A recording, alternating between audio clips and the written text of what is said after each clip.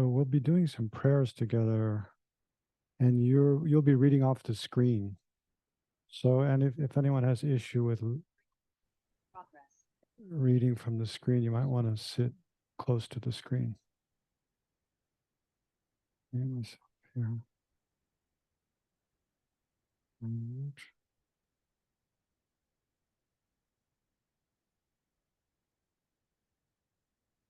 Okay.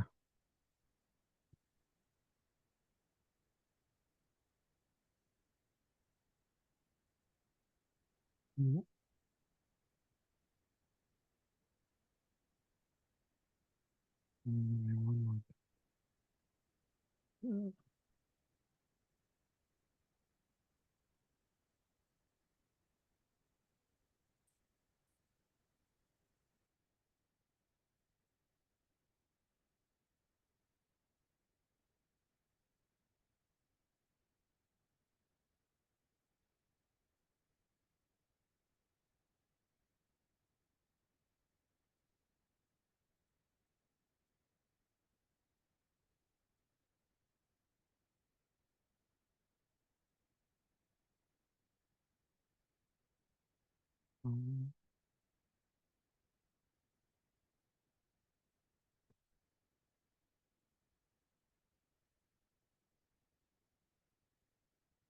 I don't have to try to find Lama Tsongkapa Guru Yoga.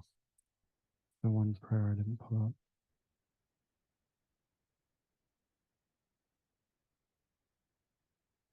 I'm not sure where it is.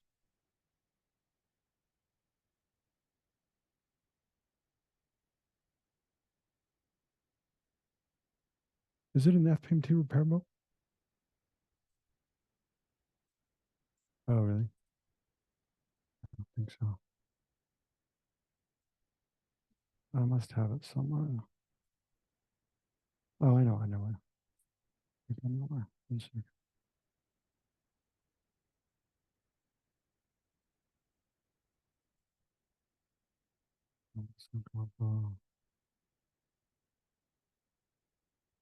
I have it somewhere. There it is.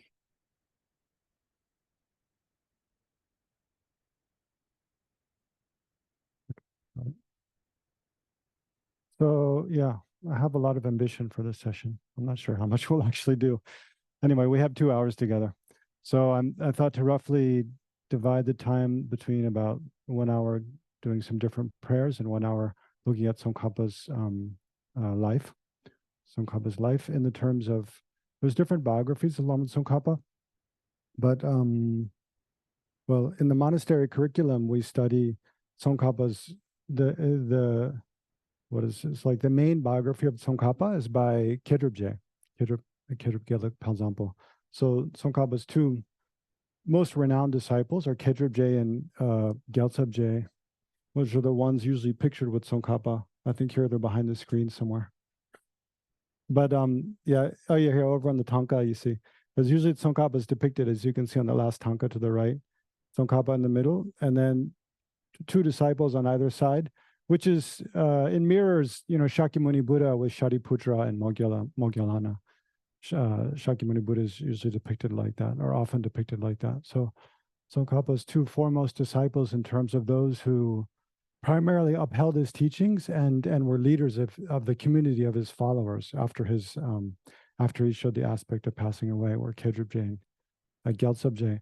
So Kedrubje wrote was considered the most sort of canonical biography of Lama Tsongkapa, and we study that in the monastery curriculum for about 4 years every year. So yeah, 1 year when I was studying that, and then I thought, it would be a lot easier to understand, kind of get a whole picture of Tsongkhapa's life if there were images, visual images where you could see. And then I remembered in many FPMT centers, I don't know, are they in the Gompa here? There's these 15 Tanka images. In this Gompa, we don't have. But many of the FPMT centers, they have images of Tsongkhapa's life in 15 different panels. So then I started checking to see if there's some kind of explanation of those. And actually, you see, usually when people look at it, you don't see because it's very small. But there's golden writing in those images, which usually at the size we print it at, like A5 size or something, you can't possibly read. But if you blow them up big, you can kind of read that. And then I asked Lama Zopa Rinpoche, I told him I had the idea maybe to translate the text that was in the images. And Rinpoche said, oh, it must be in someone's collected works. It must be in a proper text somewhere, all this. So then I started searching, and sure enough, I found the text which contained all those, and then translated it, and then offered to Rinpoche in France during the Vajrayogini retreat. So then that's one of the texts included actually in the FPMT website on different practices to do on Lama Tsongkapa Day. So I'll go through some of those Thangka images, or maybe all of them, and briefly. Yeah, eventually it'd be nice to do like a kind of long retreat. They're using Tsongkapa Guru Yoga and then going through his whole life slowly, and then combining with different prayers that were composed by Tsongkapa or about him. But in this 2-hour session, we'll just kind of do a very brief kind of overview of some things about Tsongkapa's life. So I think it's good if we start with just do very brief the Tsongkapa Guru Yoga. And of course, and then we'll read.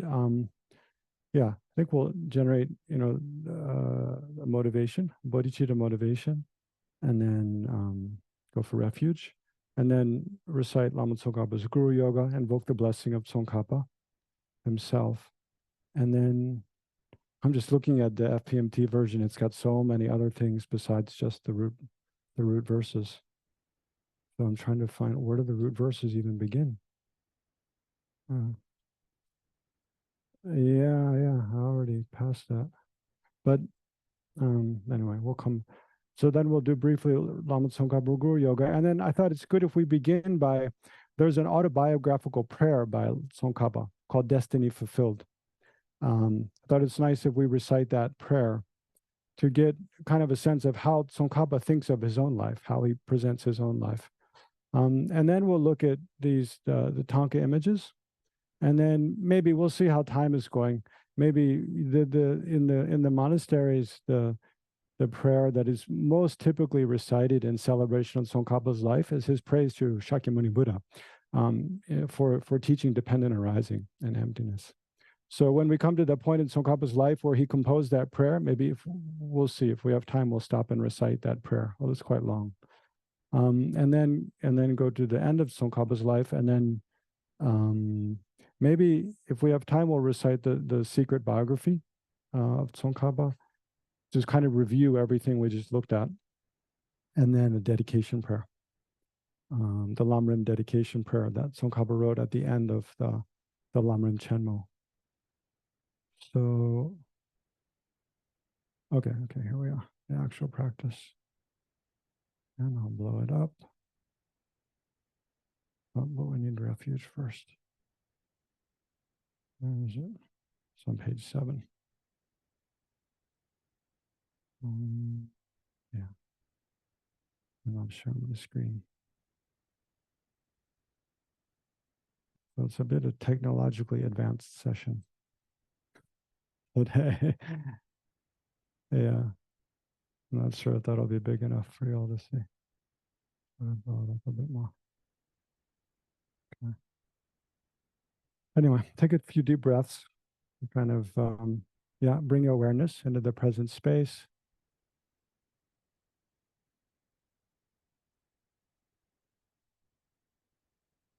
And moment.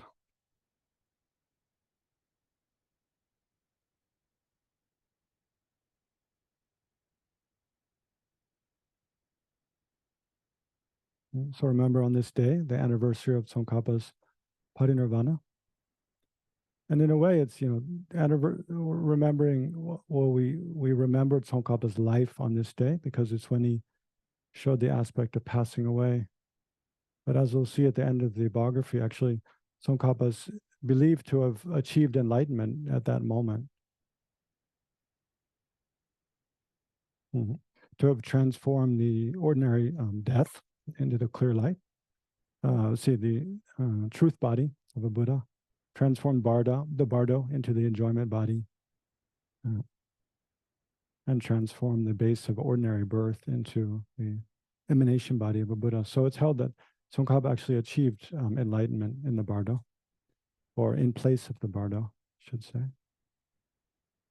But remember, Tsongkhapa's, as you'll see, Tsongkhapa's life, as the life of any great Buddhist master. Anyone who's become enlightened is completely lived in order to benefit sentient beings, to free all sentient beings from suffering. So yeah, so ourselves as followers of the Buddhist teachings, we should try to generate the same motivation, remembering all sentient beings and their infinite kindness to us.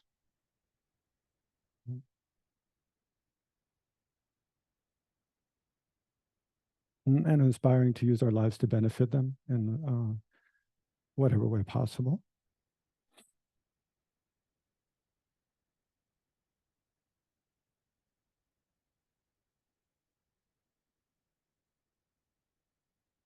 So especially this session, we can generate motivation to become enlightened, to that everything we do in this session becomes a cause for us to become enlightened in order to be of the greatest benefit to all sentient beings.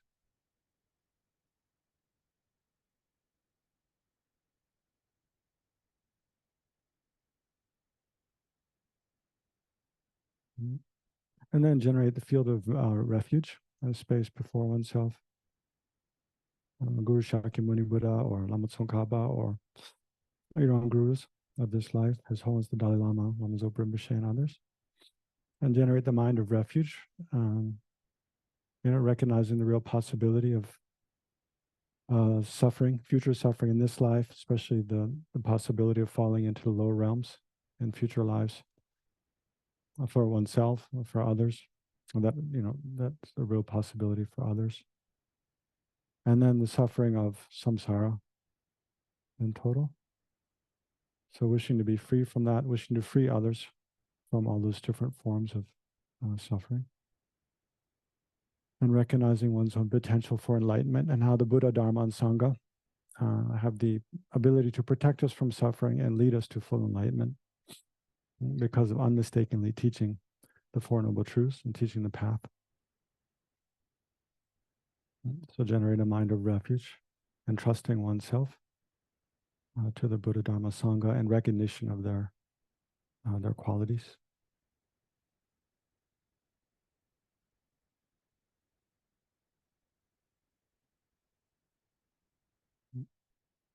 We can recite once in the Refuge Bodhicitta prayer, once in Tibetan, and then twice in English.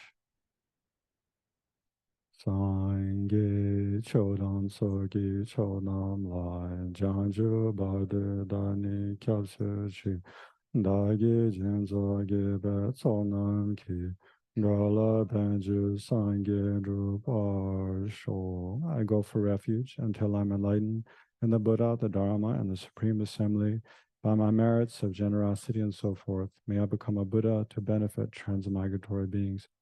I take refuge until I'm enlightened in the Buddha, the Dharma, and the Supreme Assembly. By my merits from explaining the Dharma, may I become a Buddha to benefit transmigratory beings. So then we'll skip straight to the actual practice of Lama Tsongkapa Guru Yoga. And yeah, so just briefly visualize, as it says in the prayer, the first line of the prayer, from the heart of the savior of the 100 deities of Tushita. So we visualize like the pure land of Maitreya Buddha in the space in front, and Maitreya Buddha kind of above, and then below him, Lama Tsongkapa and his two disciples, Khedrubje and Gyaltsabje, and surrounded by countless other disciples. We're one entity with our own teachers from this life. So imagine them in the space in front. And then, so basically, this is a 7-limb prayer, making offerings, confession, requests, and so forth.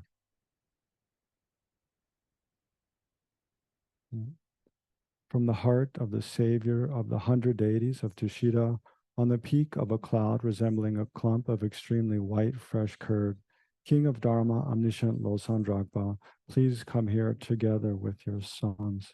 In the sky before me, on a lion throne, lotus and moon, my perfect pure Guru smiles with delight. Supreme field of merit for my mind of faith, please abide for 100 eons to spread the teachings. Your holy mind has the intelligence that understands the full extent of objects to be known. Your holy speech, with its excellent explanations, is an ear ornament for those of good fortune. Your holy body is radiantly beautiful with glory renowned.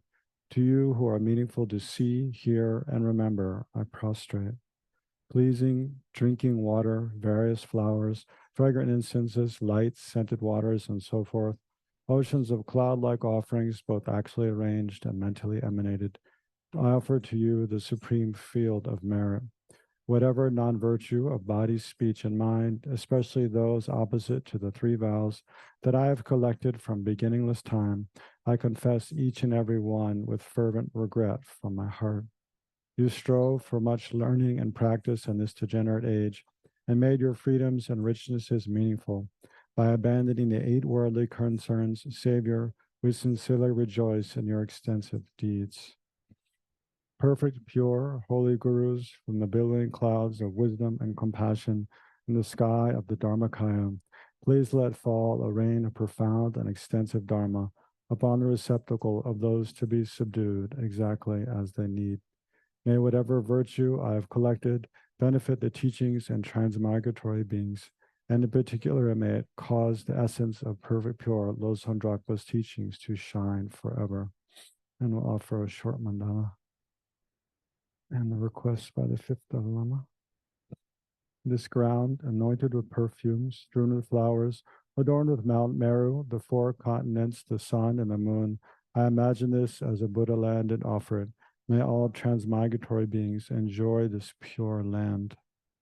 So this is a prayer by the 5th Dalai Lama that Rinpoche was asked we use. May we meet the teachings of the victorious one, Losang Drakpa, who had the morality of an eminently pure way of life, was courageous in the extensive conduct of the sons of the victorious ones, and accomplished the yoga of the 2 stages of supreme bliss and emptiness. Idam Guru Rana Mandala Kanyarataya. So then we request the blessings of Lama Tsongkapa to have insight into the kind of life he showed, the example he showed, and the teachings he gave in order to be of greater benefit to other sentient beings.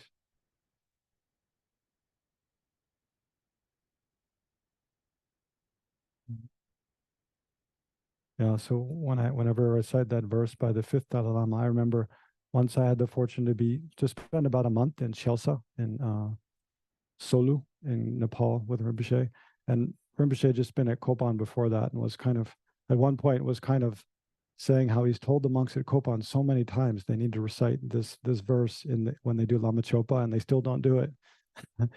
So, and he was telling, and that we did Lama Chopa actually. I think when Rinpoche said that we were doing Lama Chopa at Tupten Shirabling in Chelsea, and they also didn't put this verse in. And Rinpoche was saying, I think I told you last time I was here to do that.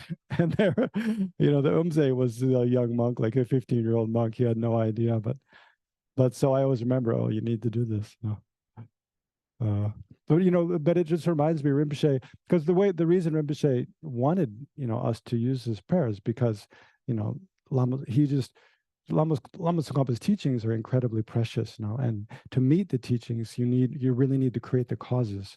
And so his point was, we need to create the causes to meet Tsongkapa's teachings again and again. Therefore, we need to remember the quality and the kindness of Tsongkapa and the uncommon features of Tsongkapa's teachings, and thereby create causes to meet them again from life to life in the future. So now let's look at, so speaking of that, then the destiny fulfilled is a composition of Tsongkapa kind of reviewing his own life and why he feels so fortunate to have had that kind of life. So it's good if we read this, I think. Yeah. Then at least we're blessed by some words of Tsongkapa instead of just me blah, blah, blah about Tsongkapa. Okay, so let's read together. Om. May we have happiness and excellences, the eyes for the world to see higher realms of life and the freedom of enlightenment, resting place for those tired from wandering on the paths of cyclic existence. the root of happiness and excellence, my kind gurus, and the noble Lord Wisdom Treasure Manjushri, I bow to your feet. To gather a great store of merit and wisdom with little effort, rejoicing in virtue is praised as best, particularly regarding the past virtues collected by oneself. If you develop without pride great joy in your virtues of the past, it is said that these past virtues will increase even more. To accomplish the purpose of this statement by the Buddha, and also because I see many other purposes as well, it would be good, O mind, to feel such joy. All this I dedicate for the spread of the teaching. Thinking this over, how well my destiny is fulfilled. Thank you very much, noble Lord, wisdom treasure. In the beginning, I sought much learning. In the middle, all teaching dawned on me as spiritual exhortation. In the end, I practiced day and night. I dedicated all this virtue for the Dharma to flourish. Thinking this over, how well my destiny is fulfilled. Thank you very much, noble Lord, wisdom treasure. With the darkness of confusion concerning the points to adopt or reject, not dispelled by the lamp of perfect learning. If you do not know even the path, one need to speak of entering the supreme city of liberation. Therefore, not content with a partial or superficial understanding of the treaties of the invincible Lord of Dharma, Ajita or Maitreya, and those of the great sages widely renowned in India, as the six ornaments, the two supremes, I studied them in great detail. Thinking this over, how well my destiny is fulfilled. Thank you very much, noble Lord, wisdom treasure. Especially for an ordinary person, the sole way to determine the precise reality of things are the treatises on valid reasoning. So, with much effort, I studied their difficult points again and again. Thinking this over, how well my destiny is fulfilled. Thank you very much, noble Lord, wisdom treasure. Though I toiled in the treatises of Sutra and Tantra, when practicing and expounding their profound meaning, I found my view had not advanced far beyond those who had learned nothing and who knew even less. So then I studied thoroughly all essential keys to induce the correct view through the subtle dialectical reasoning that distinguishes the profound, especially the treatise of Nagarjuna, and resolved all my doubts completely. Thinking this over, how well my destiny is fulfilled. Thank you very much, noble Lord, wisdom treasure. There are two vehicles to travel to perfect enlightenment, the profound Vajra vehicle and perfection vehicle. Secret mantra is said to be much superior to the perfection vehicle. This is well known as the sun and moon. While accepting these words to be true, there are some who do not ask, what is the profound vehicle, and yet assume the mantle of scholars. If such people are supposed to be intelligent, then who are the dull-witted? How extraordinary that anyone should neglect an unexcelled path so difficult to meet. Therefore, I entered the supreme vehicle of victorious ones, the Vajra vehicle, even rarer than the Buddhas, a profound treasury of the two spiritual feats, and I studied it long with much effort. Thinking this over, how well my destiny is fulfilled. Thank you very much, noble Lord, wisdom treasure. Not knowing the paths of the three lower tantras and deciding that highest yoga tantra is the supreme class of all tantras is just making an assertion. Realizing this, I familiarized myself both generally and specifically with the three genres of action tantra, such as general secret tantra, we'll skip the Sanskrit, I think, true fulfillment, the tantra requested by Sibahu, and the later concentration. Thinking this over, how well my destiny is fulfilled. Thank you very much, noble Lord, wisdom treasure. Within the second class of Tantra, performance Tantra, I studied the main Tantra, manifest enlightenment of Vairochana, and ascertained thoroughly the precise orientation of all performance Tantras. Thinking this over, how well my destiny is fulfilled. Thank you very much, noble Lord, wisdom treasure. Within the third class of Tantra, Yoga Tantra, I studied the main Tantras, the glorious compendium of reality, the explanatory Tantras, such as Vajra Pinnacle, and enjoyed the feast of Yoga Tantra. Thinking this over, how well my destiny is fulfilled. Thank you very much, noble Lord, wisdom treasure. Within the four class of Tantra, the highest Yoga Tantra, I studied the root and explanatory Tantras and others. Renowned as the sun and moon among the Indian sages, the secret community of Father Tantra, and the yogi tantras of Vajra laughter and supreme bliss. I also studied the Wheel of Time Tantra, unique amongst Tantras, an original system of explanation different from other sutras and Tantras, along with its illuminating exegesis, the stainless light. Thinking this over, how well my destiny is fulfilled. Thank you very much, noble Lord, wisdom treasure. This is the first chapter, telling how I first sought extensive learning.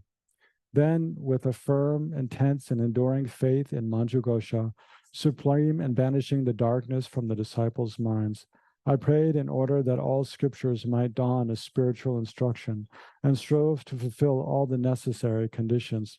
Thinking this over, how well my destiny is fulfilled. Thank you very much, noble Lord, wisdom treasure. Striving thus, I found a special conviction in the stages of the path to enlightenment, transmitted from Nagarjuna and Asanga, and hence the perfection of wisdom, the best scriptures on the profound, dawned on me as spiritual instructions. Thinking this over, how well my destiny is fulfilled. Thank you very much, noble Lord, wisdom treasure. In this northern land, there are many, regardless of whether they have studied the text on epistemology or not, who say there is no graduated practice of the path leading to enlightenment in the compendium of valid cognition and the corpus of 7 treaties. But they also take as authoritative the permission granted by Manjushri to Dignaga when he explicitly said, "Write this book. In the future, it will become the eye for all wondering beings." Seeing this to be completely illogical, I especially looked into this and found that the Pramana Samuchaya's opening homage is established by the Pramana Siddhi chapter of Dharmakirti's Pramanavartika through the forward and reverse logical procedures, as proving Buddha Bhagawan to be an authoritative master for those seeking liberation. From this, I found deep conviction that his teaching alone is the forward for those seeking total freedom. As such, all the essential points gathered as one of the paths of the 2 vehicles unfolded through the path of reasoning. Thinking this over, how well my destiny is fulfilled. Thank you very much, noble Lord, wisdom treasure. Then I brought together the Bodhisattva level and ornament of sutras, and with much hard and proper work, all the treaties of the invincible Dharma Lord, Maitreya, and those following him arose as spiritual instruction. Thinking this over, how well my destiny is fulfilled. Thank you very much, noble Lord, wisdom treasure.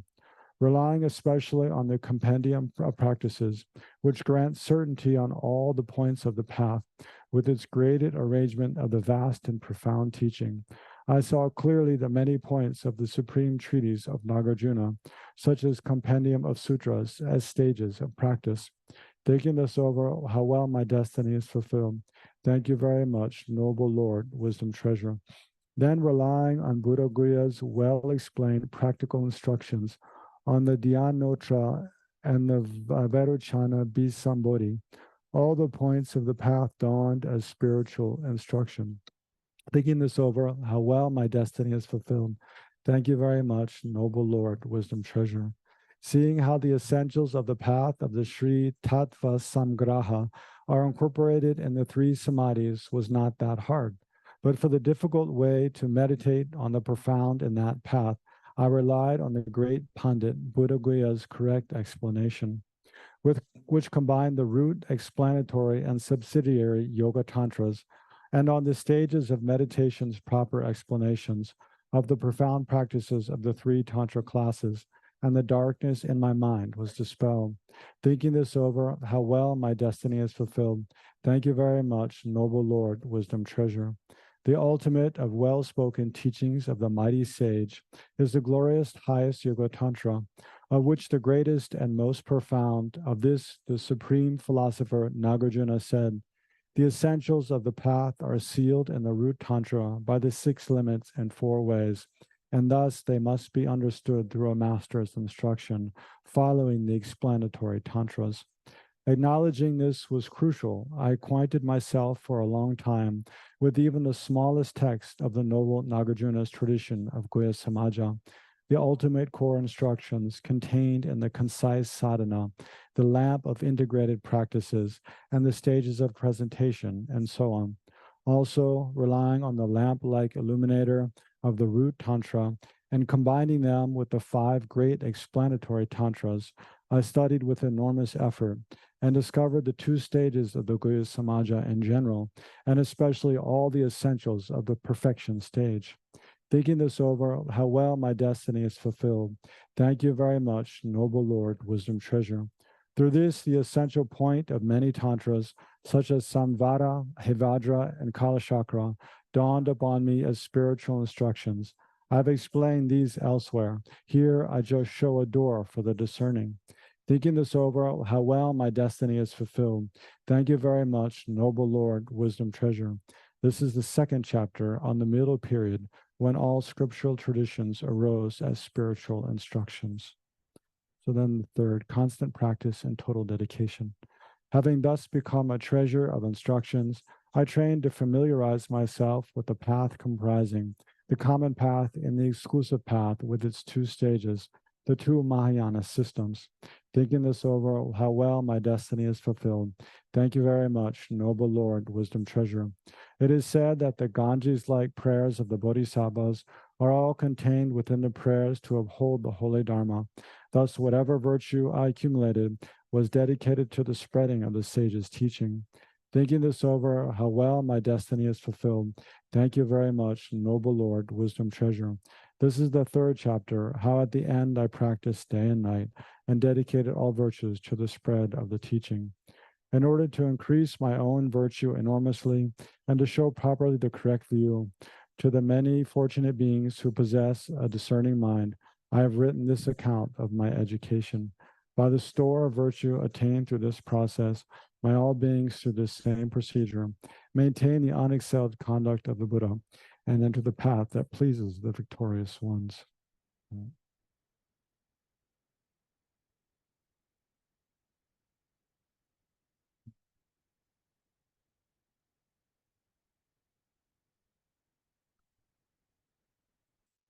Switch to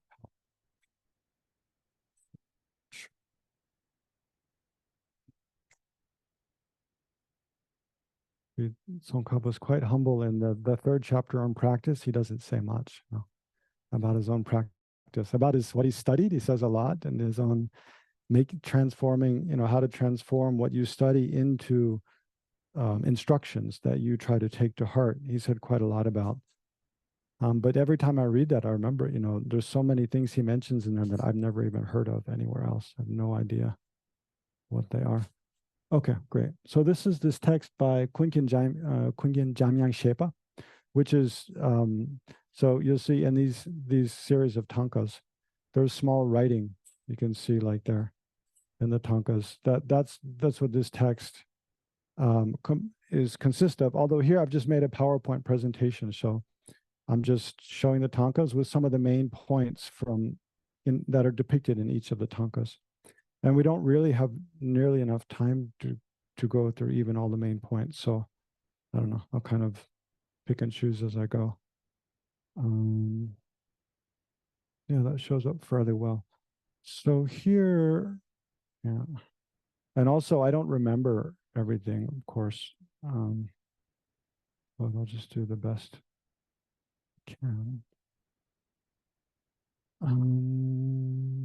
Yeah, this is just an initial tanka. So it shows Tsongkapa at the center and then surrounded by his main disciples on either side. So here is, let me see, let me see what kind of thing is going to work best. Oh, you can adjust the line width. Vanishing pen. Yeah, I'll use the vanishing pen. Okay, so here's Gyaltsab J, Gyaltsab Dharma Rinchen. So he's more elderly looking now, because he was about the same age as Tsongkapa. And here's Kedrib J, and he's quite peaceful looking. Anyway, I won't go into too much. Here's Kedrib J. He's a bit more wrathful. He was considered quite wrathful. He very vehemently upheld his interpretation of Tsongkapa's teachings, and quite put down, including the founder of Sergei Monastery, those who he felt were misinterpreting Tsongkapa's teachings after Tsongkapa passed away. And so he's got his hand up like that, and he has a more kind of direct, usually his eyes are looking straight ahead. He's also considered more of a renowned tantric master.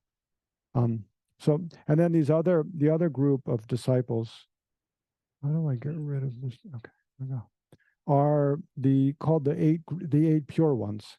I'm not sure exactly which ones here, but there's mainly who it is, who are these disciples who went into retreat with Tsongkapa when he was 36 years old. Then he went into strict retreat and more or less stayed in retreat until he realized emptiness at the age of 41 or 42.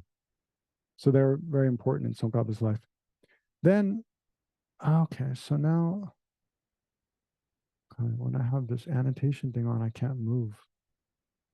Okay, here. So here at the bottom, there's several prophecies about Tsongkapa, his past lives. This one is in the presence of a previous Buddha. It was said that the Buddha prophesied that this young boy would become enlightened in the future, and take rebirth as Tsongkapa, spread the Dharma. I'm not sure exactly, but this is the more famous one. This is Shakyamuni Buddha. So it's said that one Brahmin took this boy to meet Shakyamuni Buddha in Bodh Gaya, and the boy offered a crystal rosary. So now it's Tsongkapa, and the Buddha predicted that due to that causal connection of offering a crystal rosary, in the future he would spread the Buddha's teachings, and many of his disciples would realize emptiness. And then there's another prophecy from Shakyamuni Buddha's life when, in a previous life, again, this one I don't remember the details, but somehow someone offered a conch to Shakyamuni. I think Shakyamuni Buddha went to Tibet, to Kailash, and taught at Lake Manasaravar. And I think it was the Naga king of that lake offered a conch.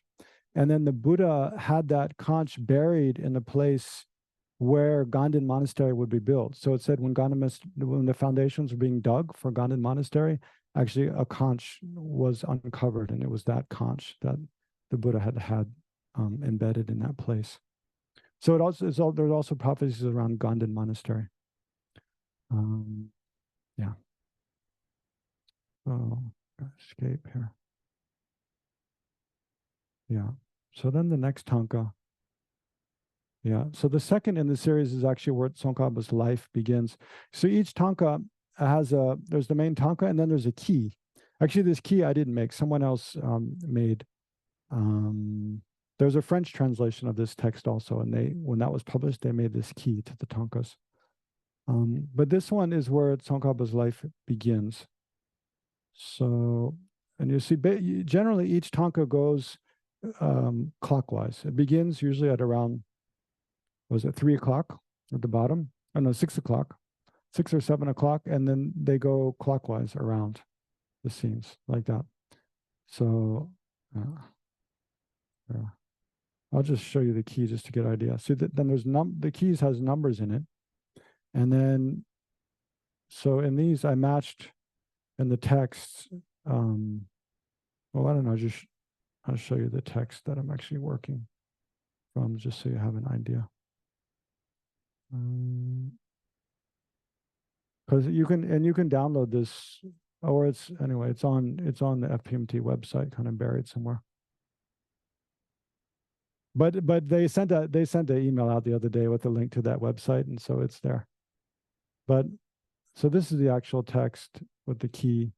And then, so you see in the text, it has like for position 1 in the tanka, then it has the description, Janya Shepa's description of what that is, why that's significant.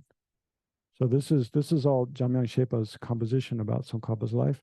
And then there's these kind of keys, P5, which refers to that. And you can use the key and see which image he's talking about within the tanka. So it's quite cool, I think, way to present Tsongkapa's life. So this one, I'll just zoom in on, and then about what I remember. So there's, yeah, first there's dreams that his mother and father and also people in the region where he was born all had dreams about the coming of this great being before he was born. And then the Lama who would become his first teacher, what's his name? I don't remember right now. And I didn't write it here.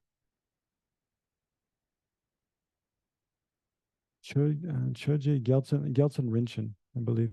Anyway, he also had a vision of Yamantaka, prophesying that Tsongkhapa was coming. And then, yeah, and then when he was born, then that Lama um, went and requested that his parents offer him as a teacher. So one of the first visions, his father, this is his Lama Tsongkhapa's, no. Here's Lama Tsongkhapa. Where's his father? Yeah, this is his father. His father had a dream of Vajrapani. No, had a dream of a monk coming to their house, carrying a lot of texts and going upstairs. Um, and so he thought, oh, this is a good omen that a great scholar is coming to our home. And then his father also had a dream of Vajrapani throwing a Vajra which absorbed then into his mother. Then Tsongkhapa's mother. So then, I think it was Choje Samyang Rinchen. And I think we'll come to his name later. But Tsongkhapa's first teacher, he was praying that one of the main deities he practiced was Yamataka, and he was making strong prayers to Yamataka that Yamataka appear to him, and Yamataka appeared to him and then said, "Don't worry, in a year from now, I will come to your area," and pointed in the direction where Tsongkhapa was born. So then, based on that, when Tsongkhapa actually took birth, then yeah, over here, I should maybe do this again. Over here, that Lama, he had clairvoyance, so he knew that was the emanation of Yamantaka or Manjushri. And he went to the parents and asked, when Tsongkhapa was just 3 years old, he made extensive offerings to the parents and asked if they would entrust the boy to him as his student. And the parents happily agreed. But before that, just before he was born, his mother had a vision of, let's see. Oh yeah, I know what it was below. This one below is some of the people in the village where Tsongkhapa was born had dreams of that a great statue of Shakyamuni Buddha was being brought to their village. But his mother had a dream of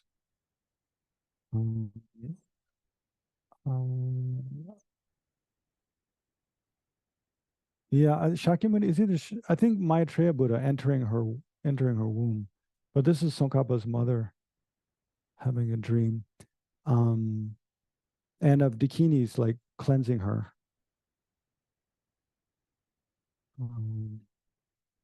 Yeah. And then when Tsongkhapa was also when he was 3 years old, then one of the previous the Karmapa Mikyo Dorje, I believe it's the third Karmapa, he was traveling between China because Tsongkhapa was born in eastern Tibet in Amdo.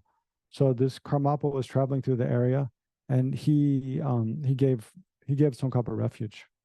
So Tsongkhapa received, and he made a prophecy about Tsongkhapa also, that he would be a great teacher in the future. Ranjung Dorje, not Mikyo Dorje. Okay, thank you. Yeah, Ranjung Dorje.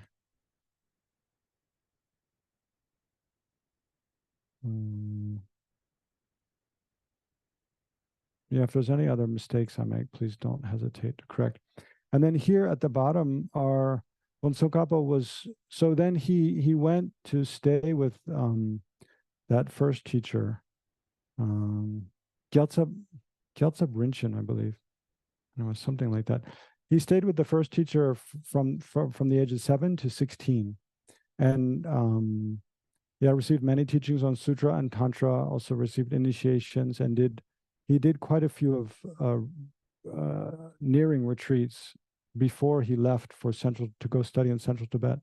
So during the time he was doing some retreats, he had a vision of Vajrapani and also of Atisha, and he didn't know who Atisha. He didn't know who he was at that time. So later on, when he arrived at the first monastery, Drikunkagyu Monastery in central Tibet, then he saw a painting, and realized, so this is the saint that I dreamed about.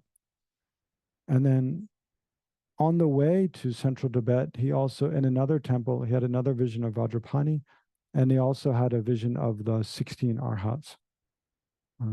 So all the way, and this is the party he was traveling with. He traveled with a group of people. Those, annual travel. Not sure why that's still there.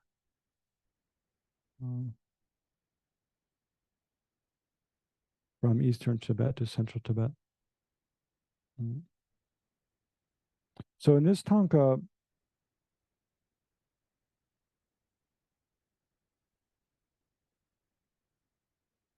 Tsongkapa is mostly studying at different places. And so in the biography, there's an elaborate description of, the names of all of his different teachers and the different texts he studied at different times. But it's pretty similar to, here we go, to the study curriculum now, that you started off with studying The Ornament of Clear Realization by Maitreya, and the commentaries on the Perfection of Wisdom Sutra, and then later studied more the View of Emptiness, the treatise by Nagarjuna and Chandrakirti, and then also study Abhidharma, Vinaya, and the logic Pramana. Although at that time, study of valid cognition or logic was not so common as it is now. That's one of the things. I mean, if you think about, usually when we think about Tsongkhapa's life overall and what he accomplished in his life, especially in terms of his scholarship, then, we can say the two main things are his clarifying the view of emptiness, as explained by Nagarjuna, and his, those who followed Buddhapalita, especially Nagarjuna, Buddhapalita, and Chandrakirti, by using the logic and reasoning of Dignaga and Dharmakirti. So that's like you might have noticed in the prayer Destiny Fulfilled, Tsongkapa mentions the text by Dignaga and Dharmakirti on valid cognition twice. First, there's a verse about, that's one of the things he studied, but then later in the second chapter, when it's about taking those instructions as personal practice, he mentions how many people in that time in Tibet, they say that it's, in order to be a great scholar, it's important, and to refute, especially non-Buddhist, to refute the views of non-Buddhists, it's important to study the text on valid cognition. But for your own personal practice, you don't need them, right? That was a common view in Tibet. So Tsongkapa then, in that prayer, Destiny Fulfilled, he made a point that actually by studying the text on valid cognition, you can see how the Buddha is proven to be a valid teacher, because he teaches the Four Noble Truths from his own experience, and then shows that path to others. So actually, independence upon the text on valid cognition, the Buddha can be shown to be a valid teacher, someone who speaks the truth, and then his other teachings, prove to be valid teachings, and the path, identifying the root cause of samsara, and then the wisdom which acts as an antidote, and why it's possible and how it's possible to eliminate samsara from the root, and thereby actually achieve a state of peace, which is indestructible, which cannot be reversed in the future. That's all proven. That's all known through texts on valid cognition. So Tsongkapa is known as taking the reasoning from Dignaga and Dharmakirti's text on valid cognition, and especially applying that to the path in general, the Lamrim, but especially applying that to the treatise by Nagarjuna, Buddhapalita, and Chandrakirti, and others on the correct view of emptiness, and thereby clarifying the view of emptiness. And then there's 5 main treatises that Tsongkapa wrote on emptiness.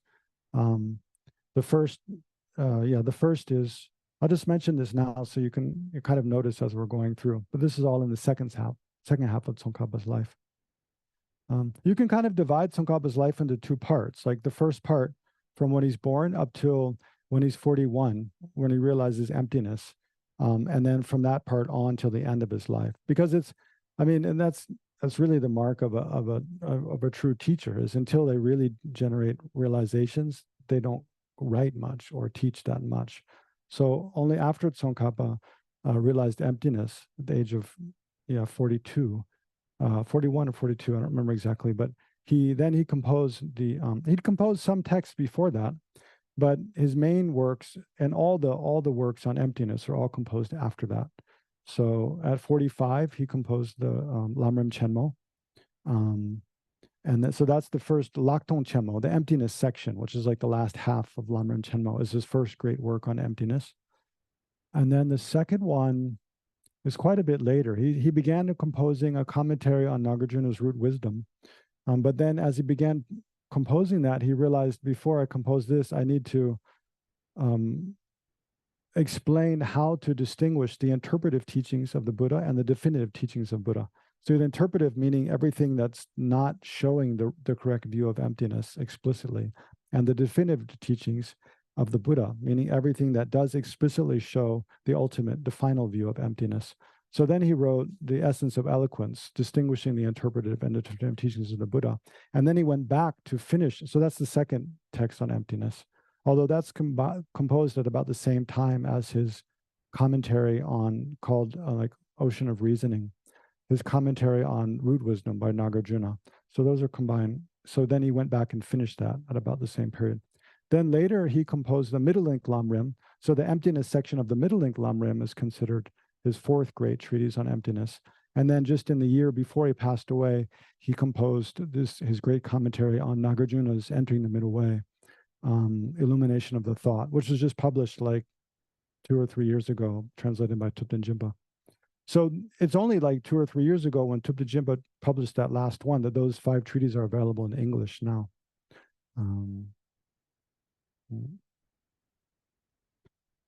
Yeah, but here, so yeah, basically I won't go into detail, but Tsongkapa is studying a different teacher. So like here, Tsongkapa is the, okay. Here Tsongkapa is the student, right? And he's studying with, I believe this is Nyapun Kungapel, but and I think he's receiving his first teaching on Abhidharma that time. But here Tsongkapa is a student. He's kind of has a more golden complexion and golden colored robes and so forth. So he's studying with different teachers through these. And then up here, he's debating for the first time. You see, he's in this kind of debate stance. He's debating with people, and that's how a young monk would start to become renowned, as learned by debating in public, and sitting for not only debating where they interrogate someone else, but also sitting and answering in debate while other people challenge oneself in debate. And so at the age of 19, Tsongkapa engaged in his first kind of public debate and was immediately recognized as someone special. And then, continued that until about the age of 26, I believe. And by then he was extremely renowned as a great scholar of his time. Yeah. Oh, you see here, receives initiations of Yamantaka and Haruka. Maybe the first. That's here. You can see these 2 deities there. Now let's go to the next one. So this is the 4th Tanka. So age 20 to 24. So this is still in his study period. So here he meets one of his main teachers. He had 4. Well, I don't know. Well, there are 4 of his teachers that he was both their student and also their teacher.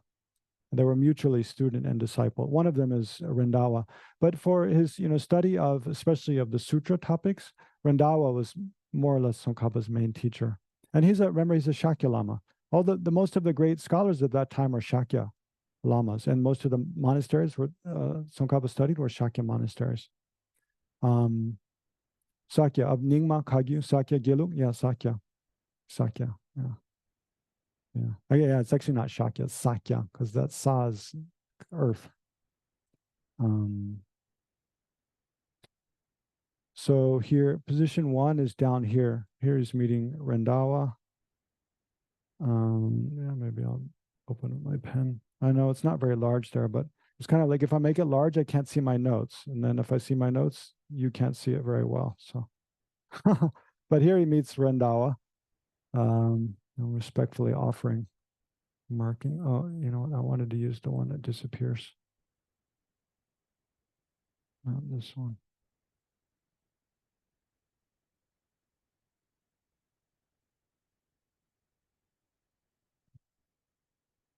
First, I'll erase this one. And then 2, he receives his first teaching on entering the middle way. So that's here. So apparently teachings at that time, entering the middle way is maybe more common, but teachings on the six treaties on emptiness by Nagarjuna were not common at all. Then in position 4, up here he's studying Vinaya for the first time. Then he become ill for a little while. Then 12 is, let's see, he develops realization of common, oh, here. So this one, yeah, I'll blow up this and show it a bit.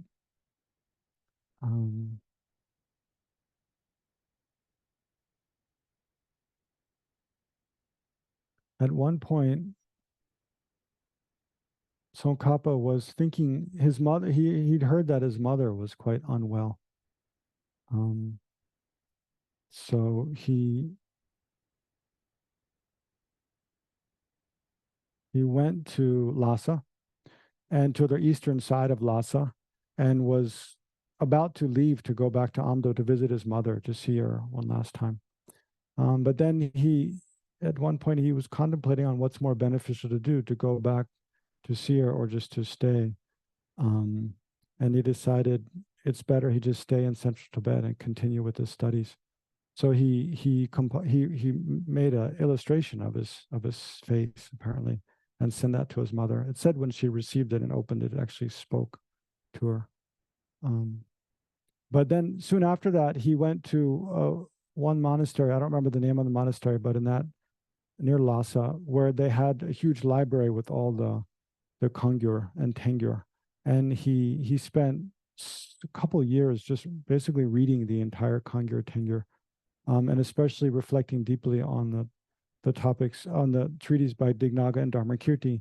And at that time, he realized how they show an unmistaken path to enlightenment and how profoundly important they are. So it said he cried when he realized that. And then later, so here Tsongkapa's receiving an initiation of Saraswati, and then he did an intensive retreat on Saraswati, like the goddess of wisdom, and recited millions of her mantra, and is said to have received a special blessing of Saraswati and became had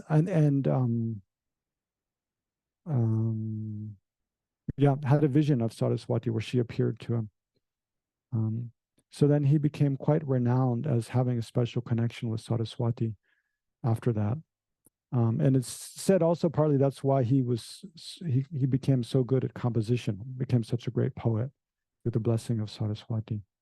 And that's how he meets another of the lamas that he was both a student of and a teacher of, is Lama Umapa. So Lama Umapa we're just about to come to. He's this very, what do you say? It's like an anachronism. Like, is very uncommon lama. That this lama who was just he had almost no education. He was just a shepherd of, looking after sheep and cattle and so forth from when he was very young.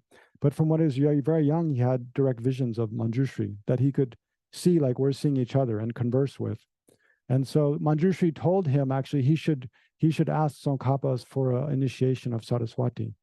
So that's how he met Tsongkapa. And then Tsongkapa had heard about that this Lama has visions of Manjushri, And it was curious to know. And it seems like Umapa himself had a doubt whether he's just crazy and hallucinating or whether he's really seeing an authentic deity. No.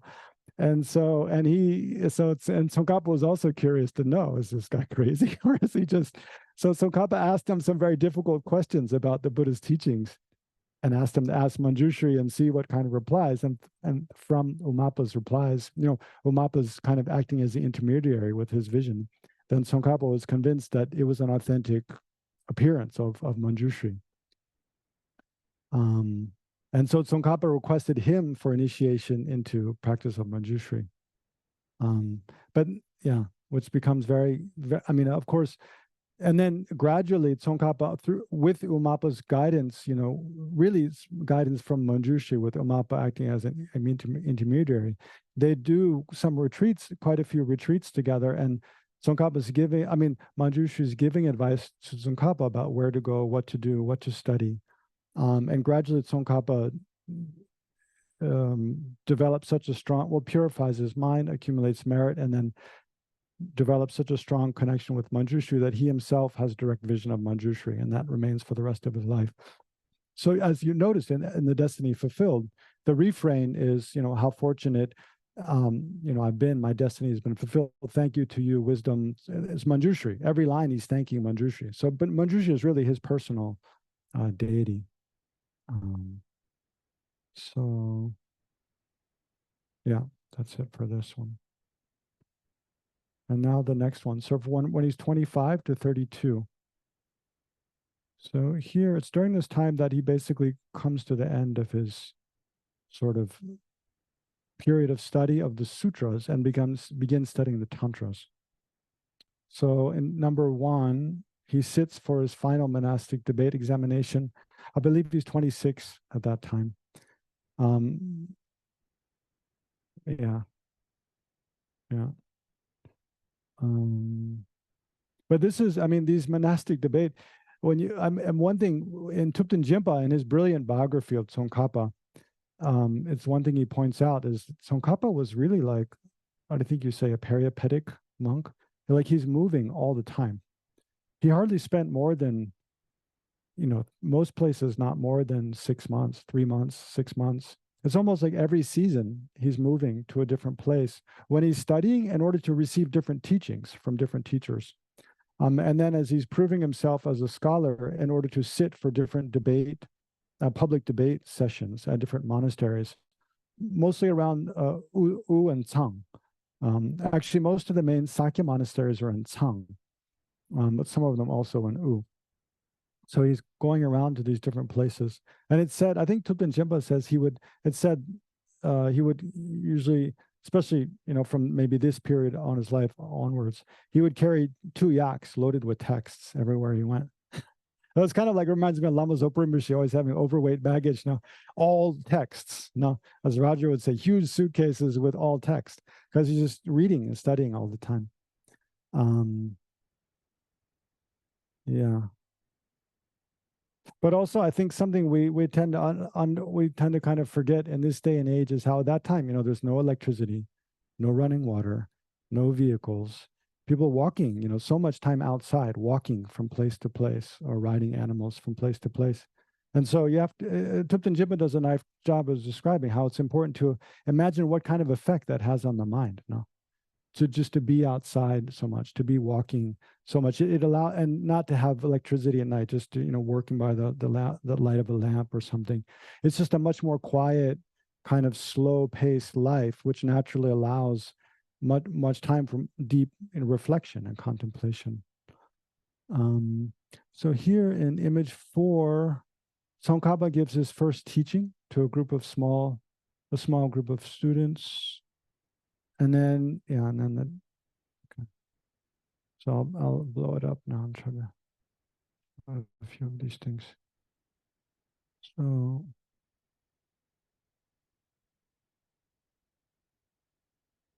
down here,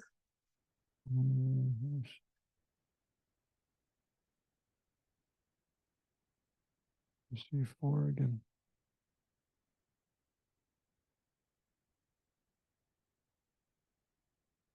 Okay, yeah, there it is. So here Tsongkhapa is giving his first teaching. This is the first time he taught. He was requested for teachings. And like someone was asking me about what Tsongkhapa said about proselytizing the other day. But typically a Buddhist teacher, and Tsongkhapa showed this also, they never teach until they're requested to teach. If they're not requested, they won't voluntarily teach. So that's kind of the answer to proselytizing. You don't do it. So here Tsongkhapa gave his first teaching. And this I wanted to point out. Okay, now the thing's not erased. This is image of Avalokiteshvara, you probably recognize.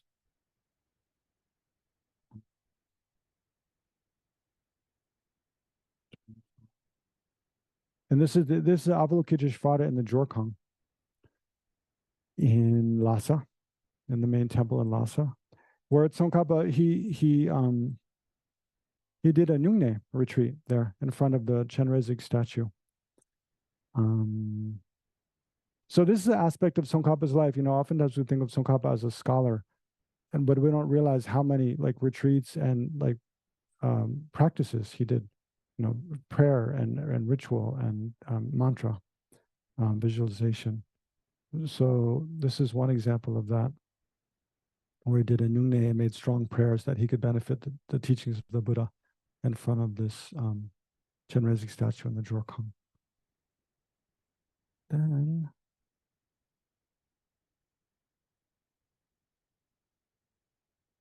get this off.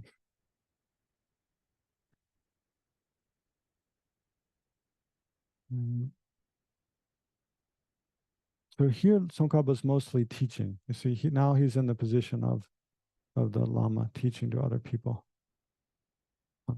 teaching on the sutra topics. Then here he's doing, it looks like, I think he's doing a retreat on Haruka. Sorry, this one, oops, I don't remember the details so much. Let me see. Oops, I don't want to do that. There we go. Oh yeah. So during this period of his life, from about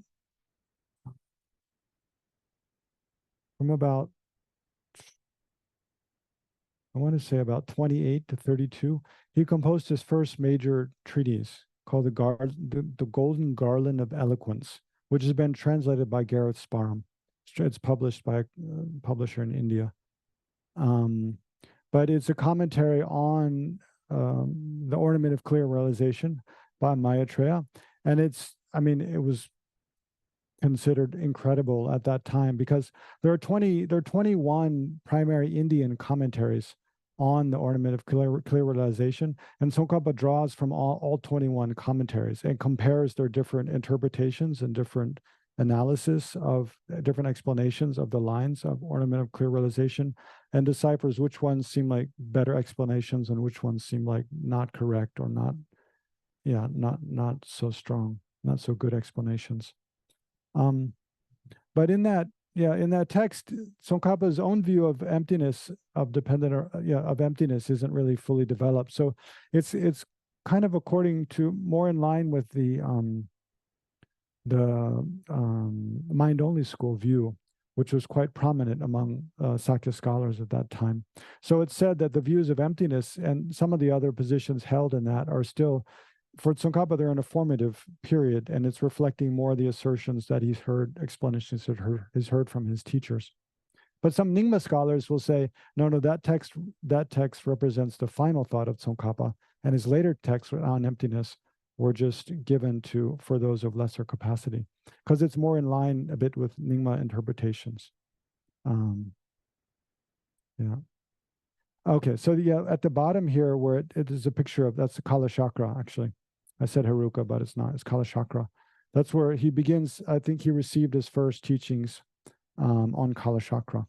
As you saw in the Destiny Fulfilled, Tsongkhapa held Kala Chakra Tantra to be extremely important. But another one of my favorite things that you see about studying Tsongkhapa's life is that the license he felt to disagree with his own teachers. So this Kalachakra, his study of Kalachakra is one example of that, where one of his main teachers, Jetsun Rendawa, he had strong doubts about whether Kalachakra was an authentic teaching of the Buddha or not, whether it's something that made up later on.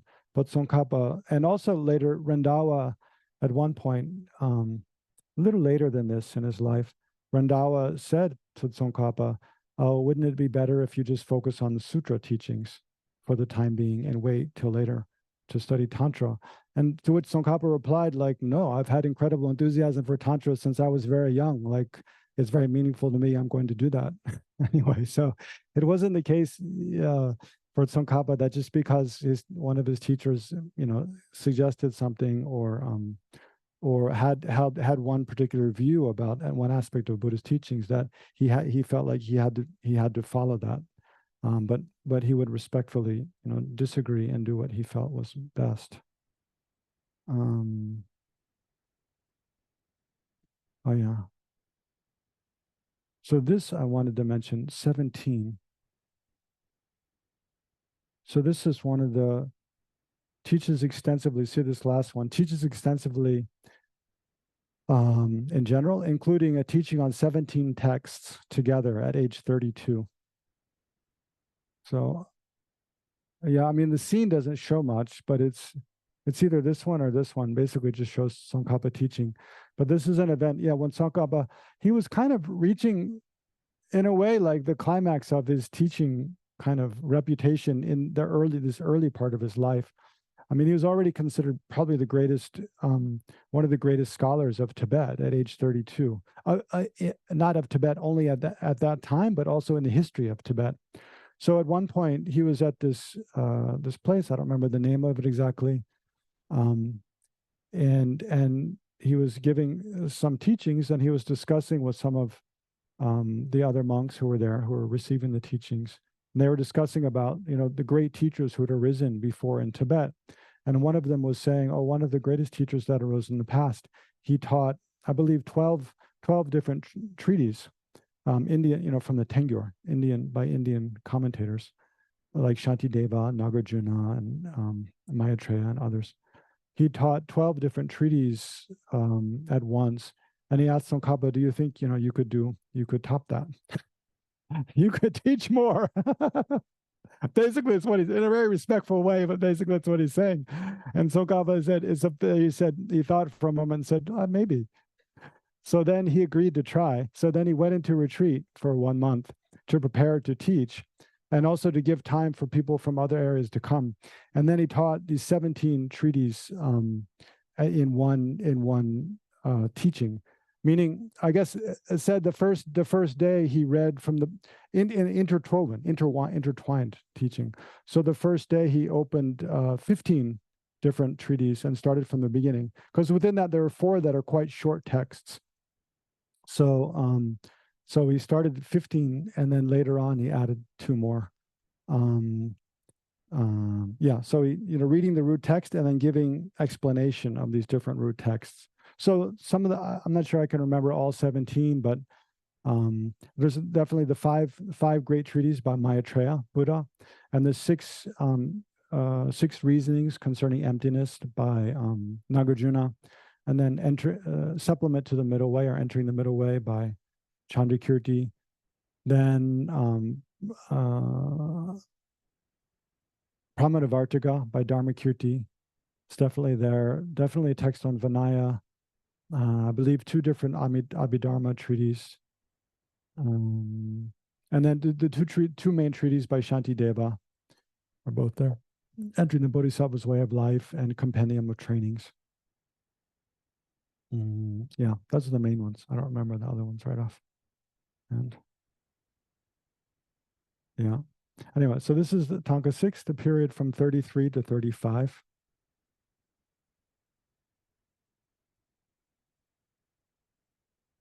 To make sure I'm right on my time.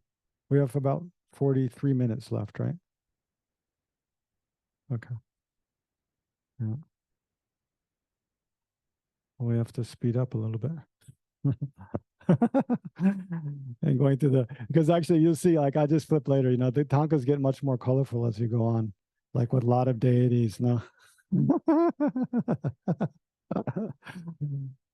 Here it's like study, study, study.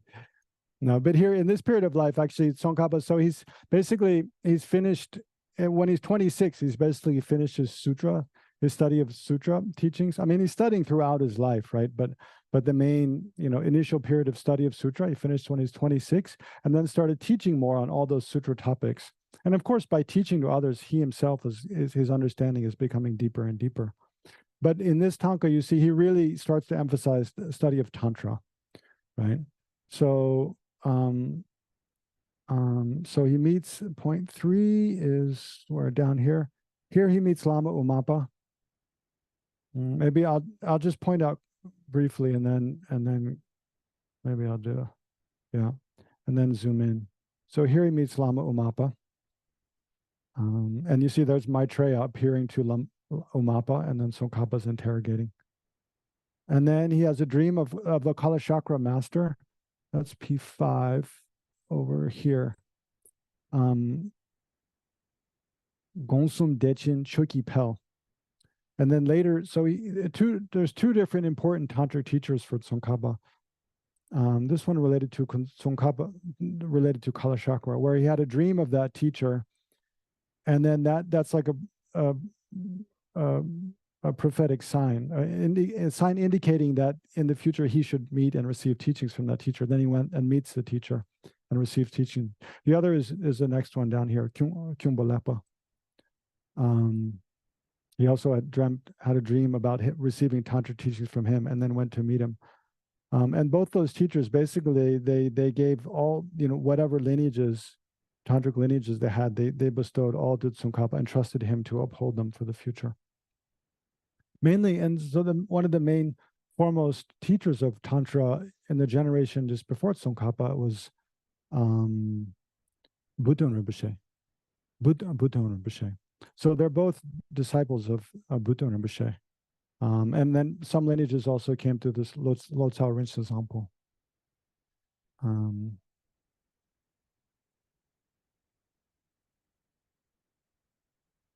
And then, okay, so here at Tsongkapa, where is it, 15? Tsongkapa has his first direct vision of Manjushri. So here, that's here. It's all of this. So at this point, he'd been doing a retreat with Lama Umapa in the Jorkang, the main temple in Lhasa. And then at that time, he had his first direct vision of Manjushri in a very dramatic way, where Manjushri showed all these different emanations of himself, both peaceful, I'll try to zoom in, and wrathful. Oops, it doesn't work to, okay. Anyway, here he meets Umapa, sees Manjushri, and then here he's receiving more advice from Manjushri. Here he's studied, as people don't really do these days, like he studied the first 3 tantras, the lower tantras, Kriya, Charya, and Yoga Tantra first in detail. And especially with Yoga Tantra, I believe he learned all the, for all of them, he learned all of the mudras and the dances that go with them, those ritual dances that go with each of them, and costumes that you wear. So he learned all of that from different lineage holders. All right, now this, and then here, okay, now these things are kind of in my way. Okay, get rid of all that. Here he had he's meditating. This is Lama Tsongkapa and Lama Umapa in the Jorkang up on the 2nd floor, apparently, and he had his first direct vision of Manjushri in all these different forms. So this is different forms of Dharmaraja and Yamataka, and then peaceful forms of Manjushri. So then in this period, 36 to 37, so here's where he goes into retreat with the 8 pure ones. Okay, this one I think I can kind of, I know what's going on a bit better. So here, this is the first panel. He crossed over the Kichu River. Apparently it's a river just near Lhasa. I believe it's to the west of Lhasa, although I've never been. But then he crosses over that river and goes to an area called Oga, which is kind of to the west, a bit south of Lhasa. And that's where he does many retreats over the period of his life. That's where he realized emptiness. But it's actually Manjushri told him which of his disciples to take with him into retreat. So they're known as the 8 pure ones. So he goes with those. This is at the age of 36. He goes into retreat, and they practiced. First of all, they didn't practice any tantra. They tried to practice as the bodhisattvas of the past had practiced, as described in the different sutras. And this is when he famously made 100,000 prostrations to each of the 35 Buddhas, wore away their stone, and offered mandalas, such that wore his forearm down to the bone. And they also practiced great austerities, not eating much. They would all kind of practice a kind of chulin, where they would just eat juniper berries, apparently. And during that time, he and the others in the retreat with him, they had visions of Maitreya and Shakyamuni Buddha, and many 35 Buddhas, and many visions of enlightened beings. And and then vision of Manjushri and others. So in this biography, there's detailed. It's kind of like this biography by Janya Shepa. It's a combine of the kind of the ordinary aspect and also the secret biography. So it has a lot of these visions you won't find in Khedrubje's biography. Khedrubje's main biography, Tsongkapa, is just kind of the ordinary aspect. But in the secret biography, which we'll go ahead and read, I think, at the end, then there's a description of all these different visions. So then and here, as you see this big image of Maitreya, this is a statue, a famous statue in a place called Xingqi. So it's called the Xingqi Maitreya. So during this retreat, just in the first year or so of retreat, they went to, Manjushri told them they should go and make prayers in front of that statue and make offerings. But then later, this statue is very important all throughout Tsongkapa's life. Because the first deed of Tsongkapa's life later, first great deed, is to actually restore that statue and the temple where it is.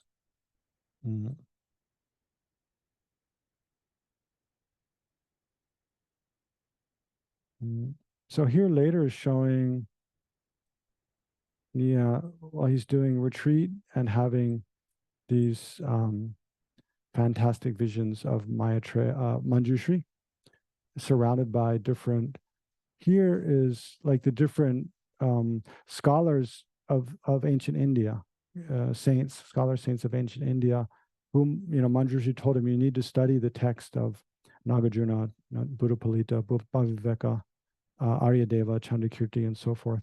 And then here is Manjushri surrounded by the 80 Mahasiddhas. So Manjushri is telling him, in order to learn the path of Tantra, you need to invoke and study the works of these Mahasiddhas. And then had a vision of Yamataka. And then this is quite a special vision where you see there's like Manjushri and a long sword, and it said like nectar. Manjushri, Tsongkapa had a vision of a sword coming from Manjushri's heart to his heart, and a stream of nectar flowing along it. And then also nectar beams flowing into the hearts or the mouths of his disciples and even lay people around. So it said many people in the audience at that time, they all had different kind of visions. Some didn't see anything, some just saw something vague, and some felt like nectar is flowing into them. And then here is, so these are the 5 Dhyani Buddhas with their kind of retinues, the groups of the 5 Dhyani Buddhas, lineages. And this is a vision of, so later on when they restored the Xingqi temple, let me zoom out to make sure. Yeah. So this is like a precursor. This happens several times. It's a precursor like to the Great Prayer Festival, which is the 4th of Tsongkapa's great deeds, is the Great Prayer Festival, the Monam Chemo in Lhasa. Remember, Tsongkapa founded that. But the precursor to that is during the days of miracles, just after Losar, then oftentimes Tsongkapa would make elaborate offerings in wherever he was in different places and invite all the people of the area to come together and make elaborate offerings and prayers. And as part of that, often they would restore holy objects. So this one, I'm not sure is that one or not, but at one time they restored after they've restored the Xingqi, no, it's not that because it's coming. The Xingqi Maitreya. Anyway, I'll come to that one. I'll come to that. So the great, yeah, P1, 2, so that's down here. Let's see. Okay. Got it. So here, see, here's like a king. It's like a ruler of the area. So Tsongkapa's, I mean, his greatness as a teacher and his ability to spread the Buddha's teachings widely and like have the first, Monlam Chemo, Great Prayer Festival in Lhasa, depended upon his support from rulers of different areas, having good, relations. So this is kind of symbolic of that. That at this time they restored. So this is the Xingqi Maitreya. They restored that statue and restored the entire temple, and then had an elaborate kind of offering, made elaborate offerings there to kind of open the temple. And then when they consecrated it, it said that Buddhas actually, the 35 Buddhas and the Dhyani Buddhas actually appeared and absorbed into the holy objects. At that time, so another of Tsongkapa's, one of his main teachers and a teacher who also became his student was this Nyingma Lama, who was a fascinating person. Was it Lodrop Namka Gyaltsen? So Lodrop Namka Gyaltsen, just as Tsongkapa had direct visions of Manjushri, he had direct visions of Vajrapani. And Vajrapani told him he should invite Tsongkapa to come and give teachings to his community where he lived. This is in southern Tibet. So he sent a letter to Tsongkapa inviting him to come, and Tsongkapa accepted and went. So it said when Tsongkapa first went there, then Lodrop Namka Gyaltsen, to him, Tsongkapa appeared as Maitreya coming. And to Tsongkapa, Lodrop Namka Gyaltsen appeared as Vajrapani. So they both had this very pure vision of each other. And actually, Lodrop Namka Gyaltsen, because his monastery is in southern Tibet. So Tsongkapa, after Tsongkapa gave teachings to his community, he was thinking of going to India. And he didn't know that Buddhism had pretty much died out in India by that time. He didn't know that. So he was thinking to go to India to go to visit the holy places and also receive teachings from some of the great Indian masters that were there. But Lodrop Namka Gyaltsen actually dissuaded him from doing that. And Tsongkapa also consulted with Manjushri, and Manjushri also told him, no, it's better you stay in Tibet. It'll be more beneficial for disciples. So sometimes Gelugpa Lamas will say it's due to the kindness of this Nyingma Lama that we have Tsongkapa. No?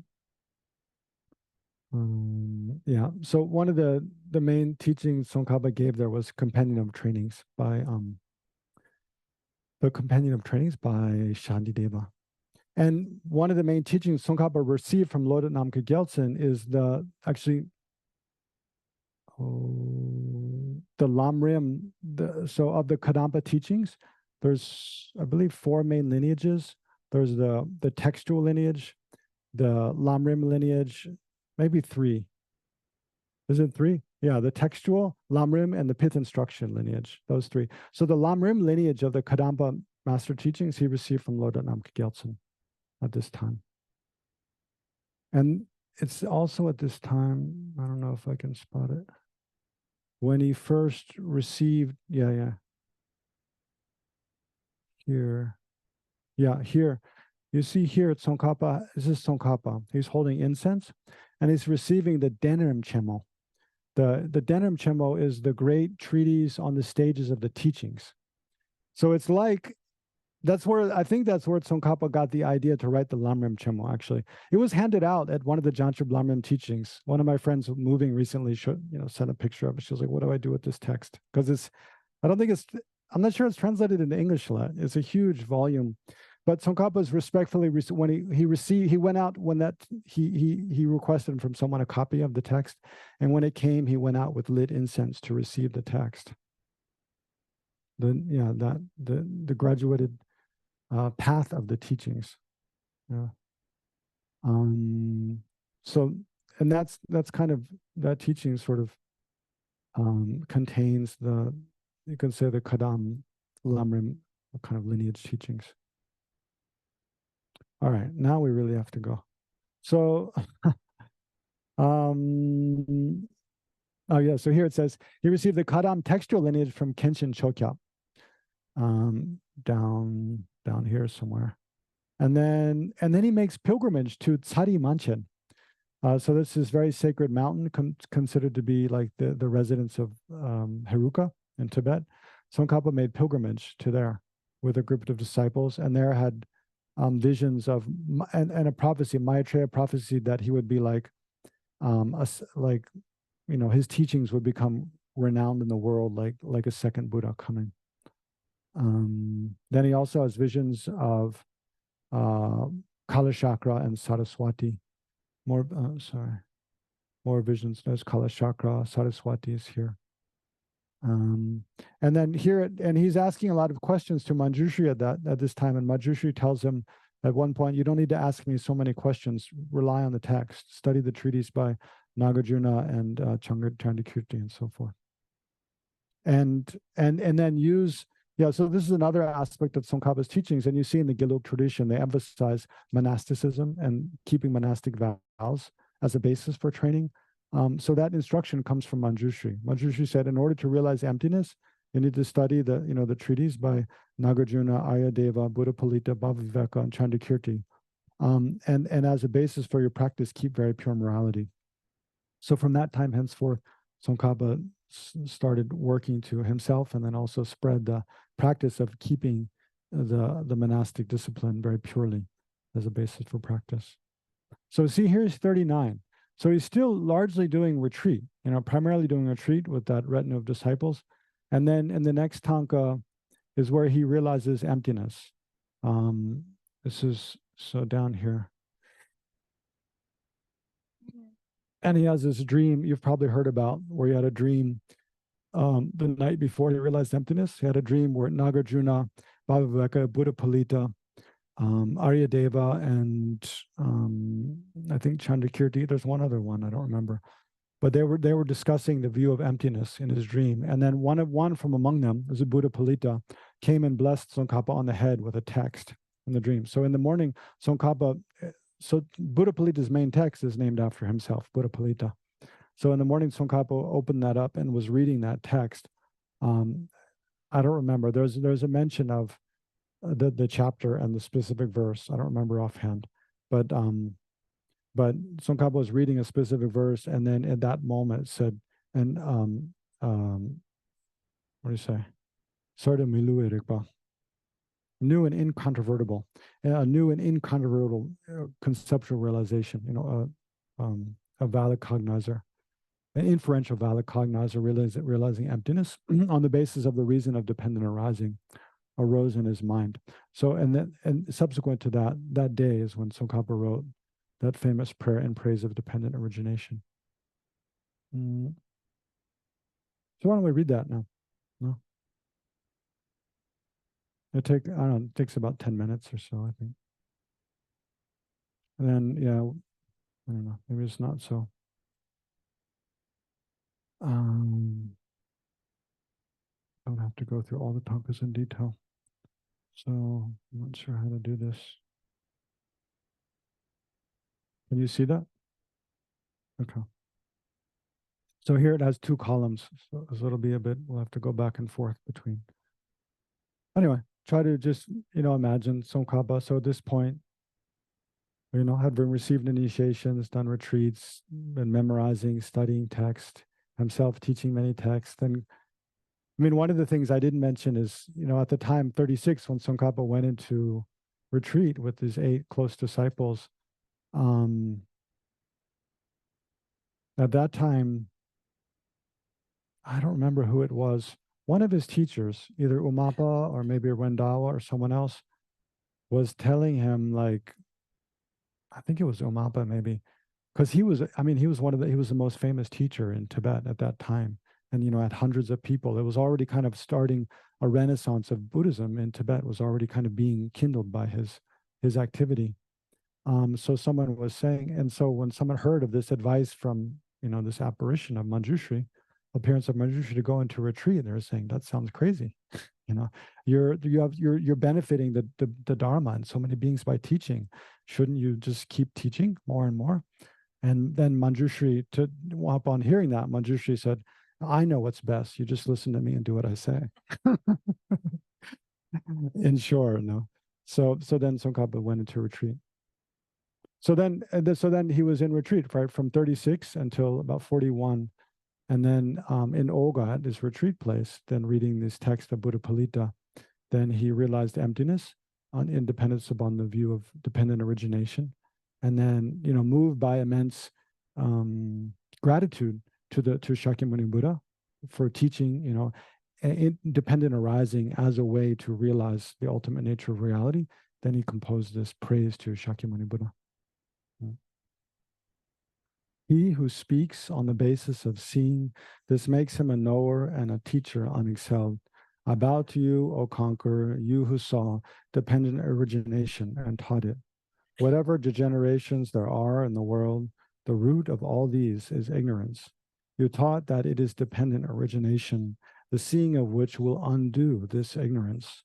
So how can an intelligent person not comprehend that this path of dependent origination is the essential point of your teaching? This being so, oh, who will find, O Savior, a more wonderful way to praise you than to praise you for having taught this origination through dependence? Whatsoever depends on conditions, that is devoid of intrinsic existence. What excellent instruction can there be more amazing than this proclamation? By grasping at it, the child is strengthened bondage to extreme views. For the wise, this very fact is the doorway to cut free from the net of elaborations. Since this teaching is not seen elsewhere, you alone are the teacher. Like calling a fox a lion for a tirtaka, it would be a word of flattery.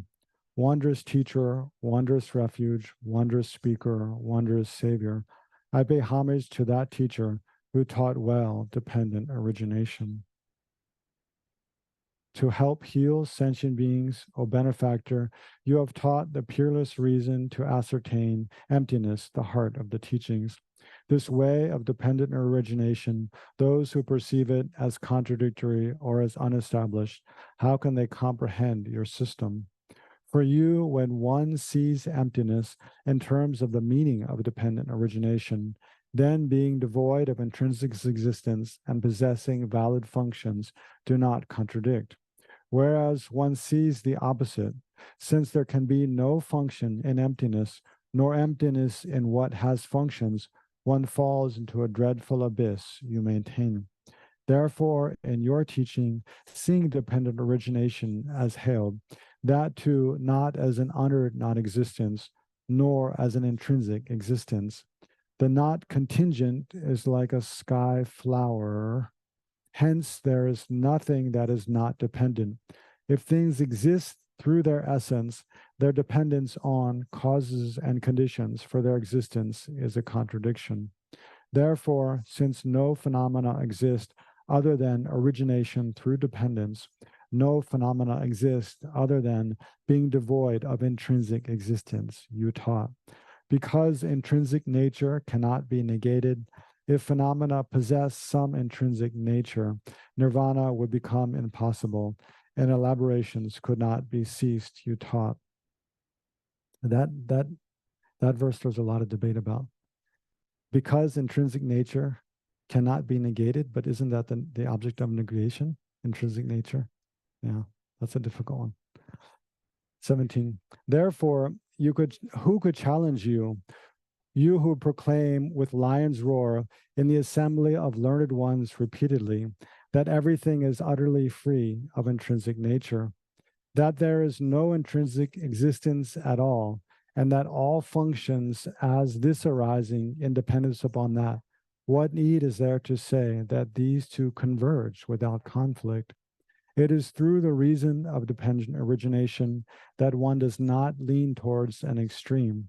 That you've declared this excellently is the reason. O Savior of your being an unexcelled speaker, all of this is devoid of essence, and from this arises that effect.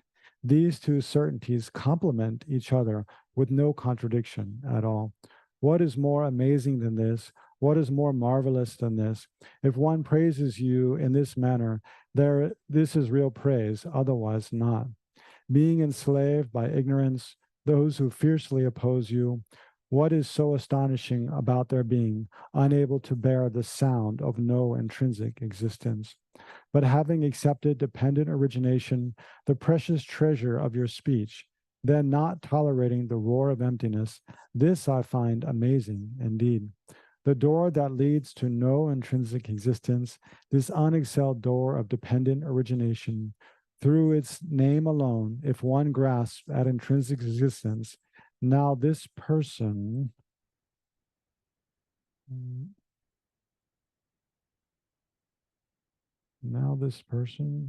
who lacks the unrivaled entrance, well traveled by the noble ones, by what means should one guide him to the excellent path that pleases you?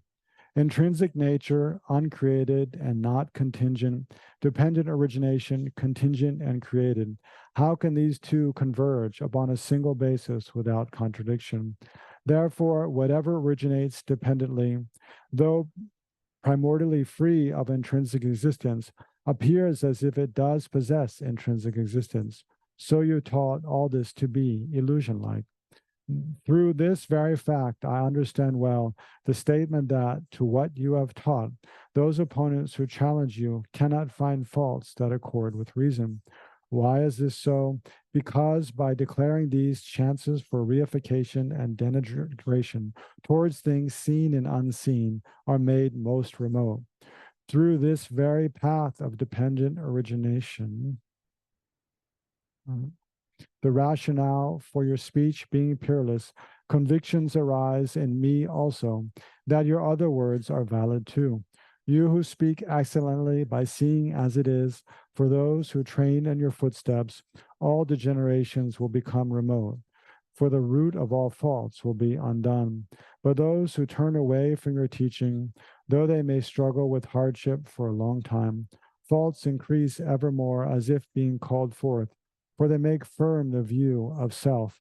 Aha, when the wise comprehend the differences between these two, why would they not at that point revere you from the depths of their being? Let alone your numerous teachings, even in the meaning of a small part, those who find ascertainment in a cursory way, this brings supreme bliss to them as well. Alas, my mind was defeated by ignorance, though I sought refuge for a long time, and such an embodiment of excellence.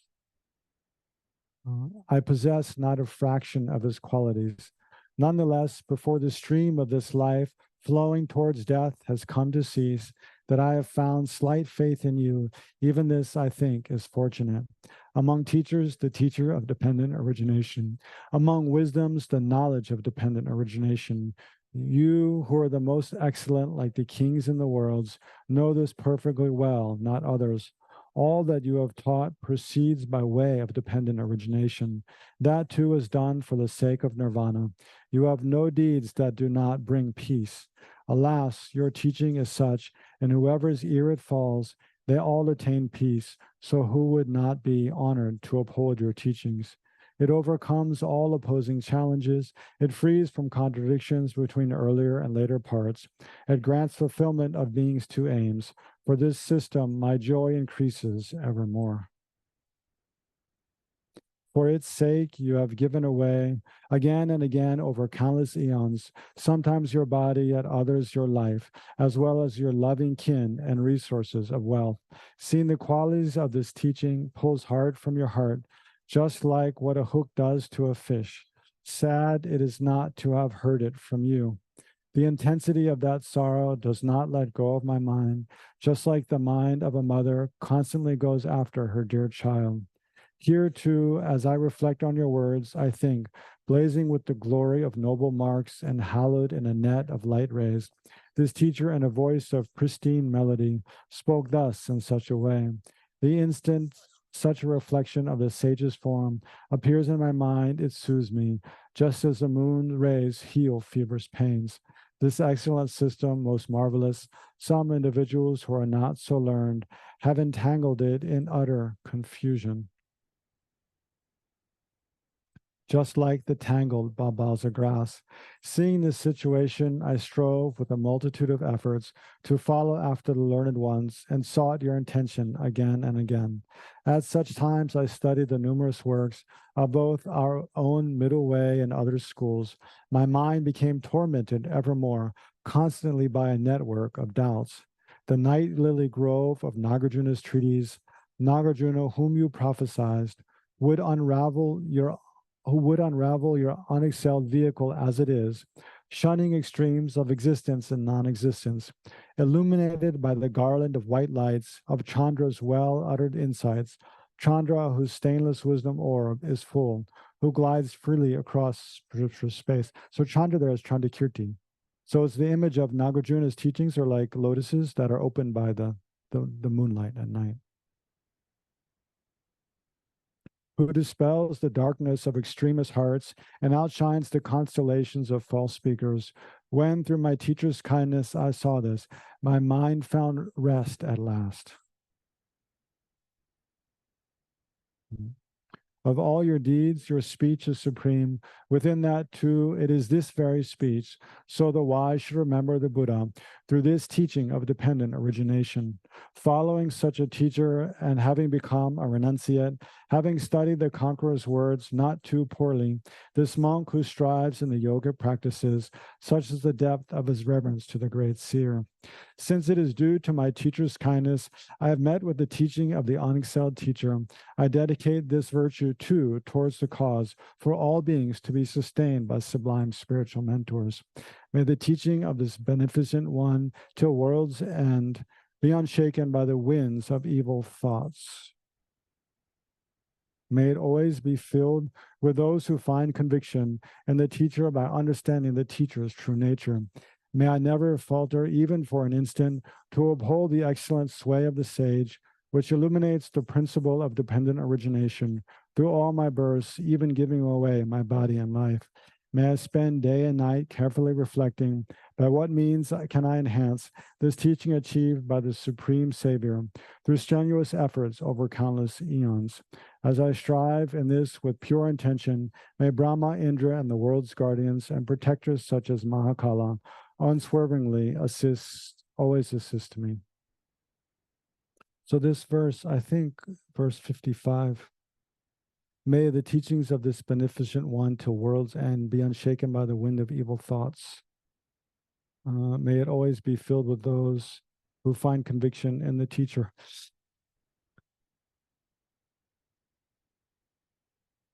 By understanding the teacher's true nature. I think that's in His Holiness the Dalai Lama composes his prayer to the 17 scholars of Nalanda.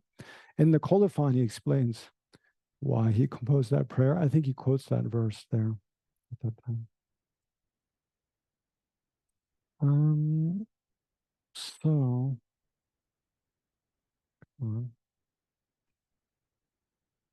yeah. So just to skip through the last, well, actually we've gotten quite far. There's 15 tankas, right? Yeah, so we'll just go through the last 5 quickly. So here in point 1, here at the bottom, Tsongkapa meets Gyaltsab Dharma Rinchen, who's goes to become one of his main disciples. Yeah, and then shortly after that, then he realized emptiness, as I explained earlier. And then he has visions of the 5. Oops. Hold on. What's going on? The 5 Dhyana Buddhas. That's up here at the top. Point 6. Yeah. Again, when he's I'm not sure this time. Sometimes when he's consecrating images, or making like a rabne, doing a rabne in a temple, then there would be, he would have a vision, or others would have a vision of the Buddha's actually absorbing into the holy objects. I believe that's what's here. And then here he meets with, oh, here at the bottom, he meets with Jetsun Rendawa again after not having seen him for a long time. And that's significant because even though Tsongkapa had become much more renowned and kind of held in much higher regard than Rendawa at that time, he doesn't have arrogance and pride. But when his teacher comes, he he goes out to receive him on the road and shows him great deference and respect. So then after this, so this is the period of 42 to 49. And this is the period during which Tsongkapa composes the great treatise on the stages of the path. So it's just after he spent some time with his teacher, Jetsun Rendawa. They exchanged teachings and did some retreat together. And then,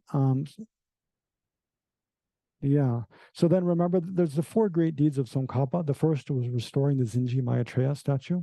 The second is giving extensive teachings on Vinaya and leading others in the rain, in like a summer retreat or rains retreat. That's in point 4 here. So that's like here. I mean, there's not much to see, but that's kind of what's going on, especially up here. So Tsongkapa gave extensive teachings on the Vinaya, which was kind of in decline before him, apparently. And then point 6 over here is where, this I'll expand for. This is where he composes the Lamrim Chenmo in Pembo Valley. I think it's a monastery where Lama Atisha had actually stayed. So Tsongkapa was requested to compose, a text explaining the entire path according to sutra, and he wasn't sure if he was competent to do that, if it's something good to do or not. So he spent a month or so doing retreat and making supplications to his teachers and to the Buddha and deities, asking if it would be good to do that or not. And he had these visions of Atisha and of the lineage of the profound view. There's Nagarjuna and the extensive deeds from Maitreya Buddha and of Shakyamuni Buddha. And he received very clear and extensive signs that it would be excellent to do. So then with their blessings, then he composed the great treatise on the stages of the path to enlightenment.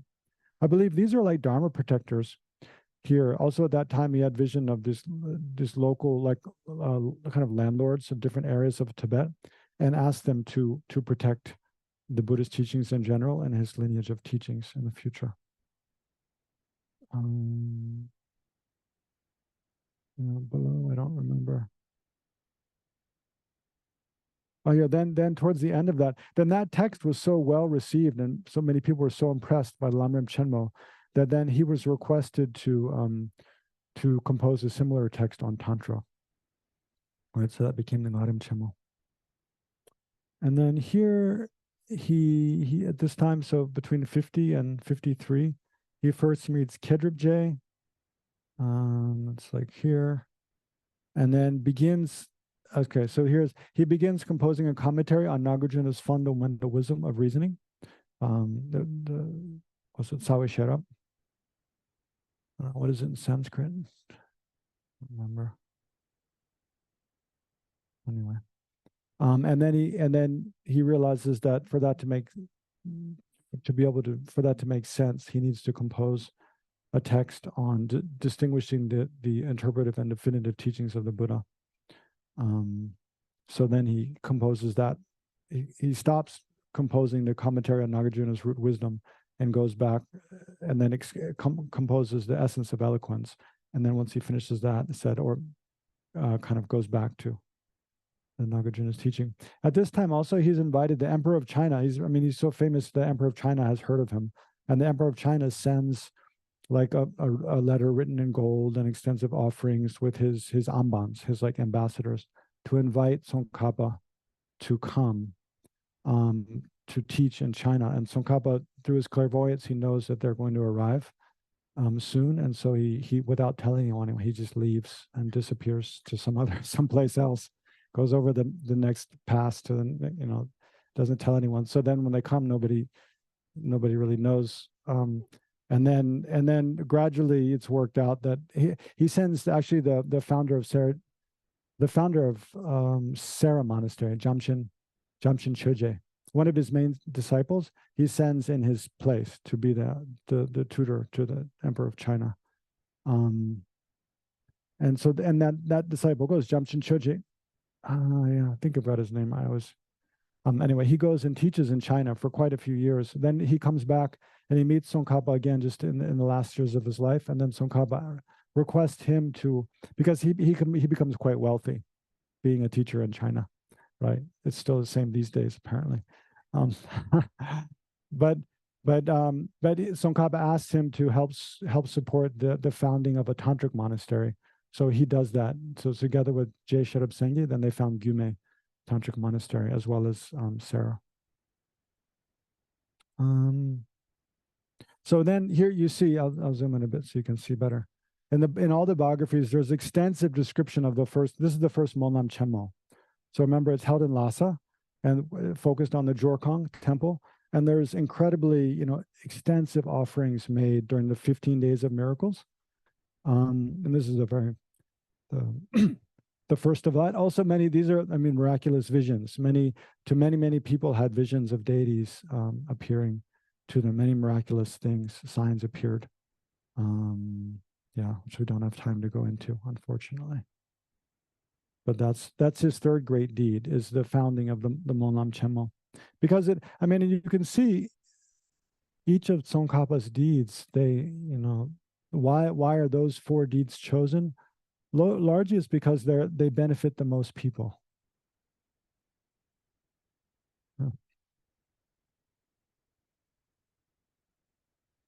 Directly, like Tsongkapa's texts, of course, they benefit people, but only a limited number, because not that many people read the texts, right? Or when they read them, can understand them. But like a Molnam Chenmo, people make extensive offerings, people make prayers. It benefits a lot of people, regardless of their level of education. Like everybody can participate. So also, repairing the Zinji Maitreya statue, and then the practice of Vinaya, monasticism, deeds that benefit many people. And then the 4th great deed is construction of Ganden Monastery. So that, and the impetus for the construction of Ganden Monastery came from Lamrim Chenmo. Came from the Molnam Chenmo. There's, it's huge. Many people from all over Tibet came to Lhasa. There was, tens of thousands of monastics, and then tens of thousands of lay people, and extensive people had just never seen anything like that before.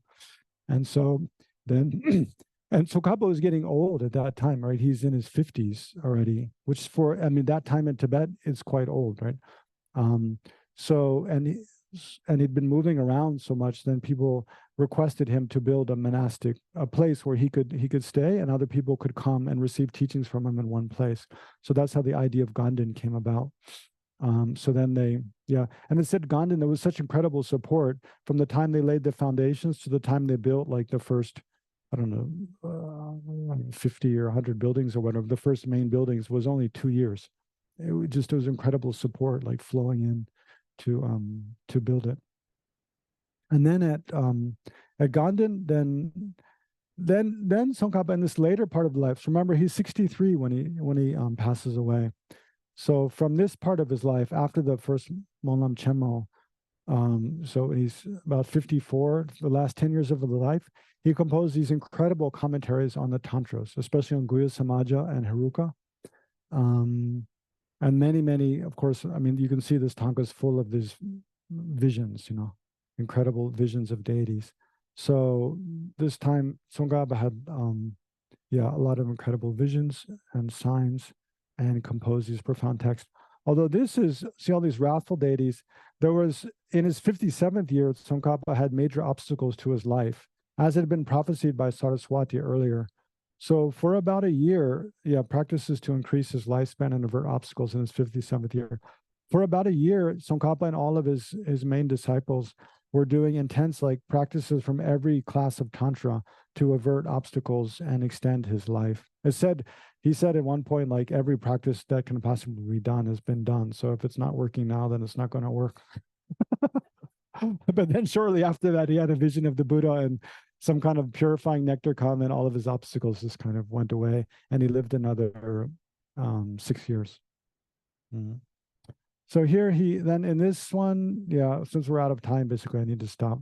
But he meets Gelugin and Drup, right, which is posthumously recognized as the first Dalai Lama, right? So the first Dalai Lama was one of his disciples, and who went on to found Tashilhunpo Monastery. And in this last period of his life, he's teaching extensively on Tantra. Yeah, this one, anyway, there's a lot of famous stories from this time. And composing extensive treatises on Tantra, and then composing the last two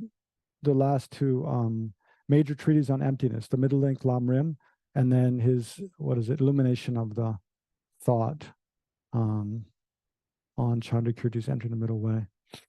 And then this is the last tanka. So here, yeah, he made one last trip to central Tibet. I mean, he's in central Tibet, to Lhasa, to the Jorkong. He went to the Jorkong shortly before he died. He went to visit Drepung Monastery, which had been established a couple of years earlier. Then he visited Sera Chuding, which is a retreat place, and that's when he had that. He co-taught with Jamshin Choje the Guya Samaja and Haruka Tantras, and then asked Jamshin Choje to help found. Then actually that was earlier. Anyways, then Sera Monastery was founded, and then he famously asked, of all his disciples, at the end of an elaborate teaching on Guya Samaja, he asked his audience of disciples, mostly monastics, right? Who among you can uphold my teachings on Tantra? And 3 times he asked, and no one stood up. And then finally, this Geshe Sengye, who was quite young. That time, I think he's in his 20s. And relative, he's very junior to many of the disciples, but he had the kind of courage to stand up and say, I'll uphold your tantric teachings, which Tsongkapa was pleased, and then gave him a lot of special instructions and implements. And then he went on to found Gyume Tantric Monastery, Geshe Sengye. And then Tsongkapa showed the aspect of passing away at 63. So that's all. And we're out of time. So we're going to do Lama Chopa in just an hour from now. Now we have a 1-hour dinner break. So we can just dedicate briefly, and then make more extensive dedication in the context of Lama Chopa. So briefly, rejoice in the life of Tsongkapa.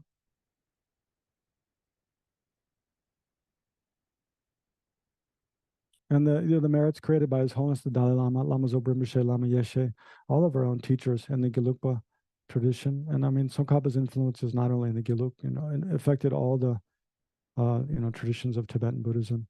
Even someone like Ju Mipam was one of the recent great Nyingma scholars. He was largely writing in reaction to Tsongkapa, kind of using in Tsongkhapa's assertions and kind of way of approaching the Dharma to really greatly clarify and strengthen the Nyingma teachings as well.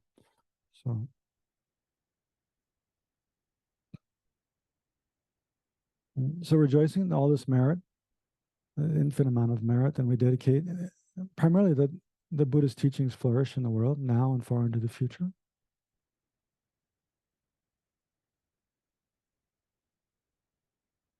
And for that, centers like this Land of Medicine Buddha and the other FPMT centers in this area and throughout the world can flourish and carry out activities in accordance with the teachings of Shakyamuni Buddha, the teachings of Lama Tsongkapa, and especially the advice and instructions of His Holiness the Dalai Lama, Lama Yeshe, and Kyabje Lama Zopa Rinpoche.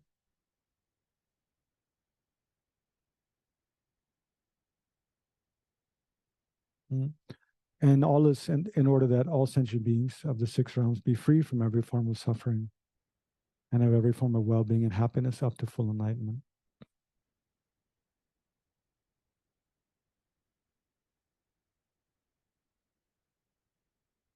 Janjub Sem Cho Rinpoche, Maike Panam Ke Gyorchi, Kia Ba Nyam Ba Me Ba Yang, Gone Gondu Pewa Sho. Okay, thank you all. Then see you at 7.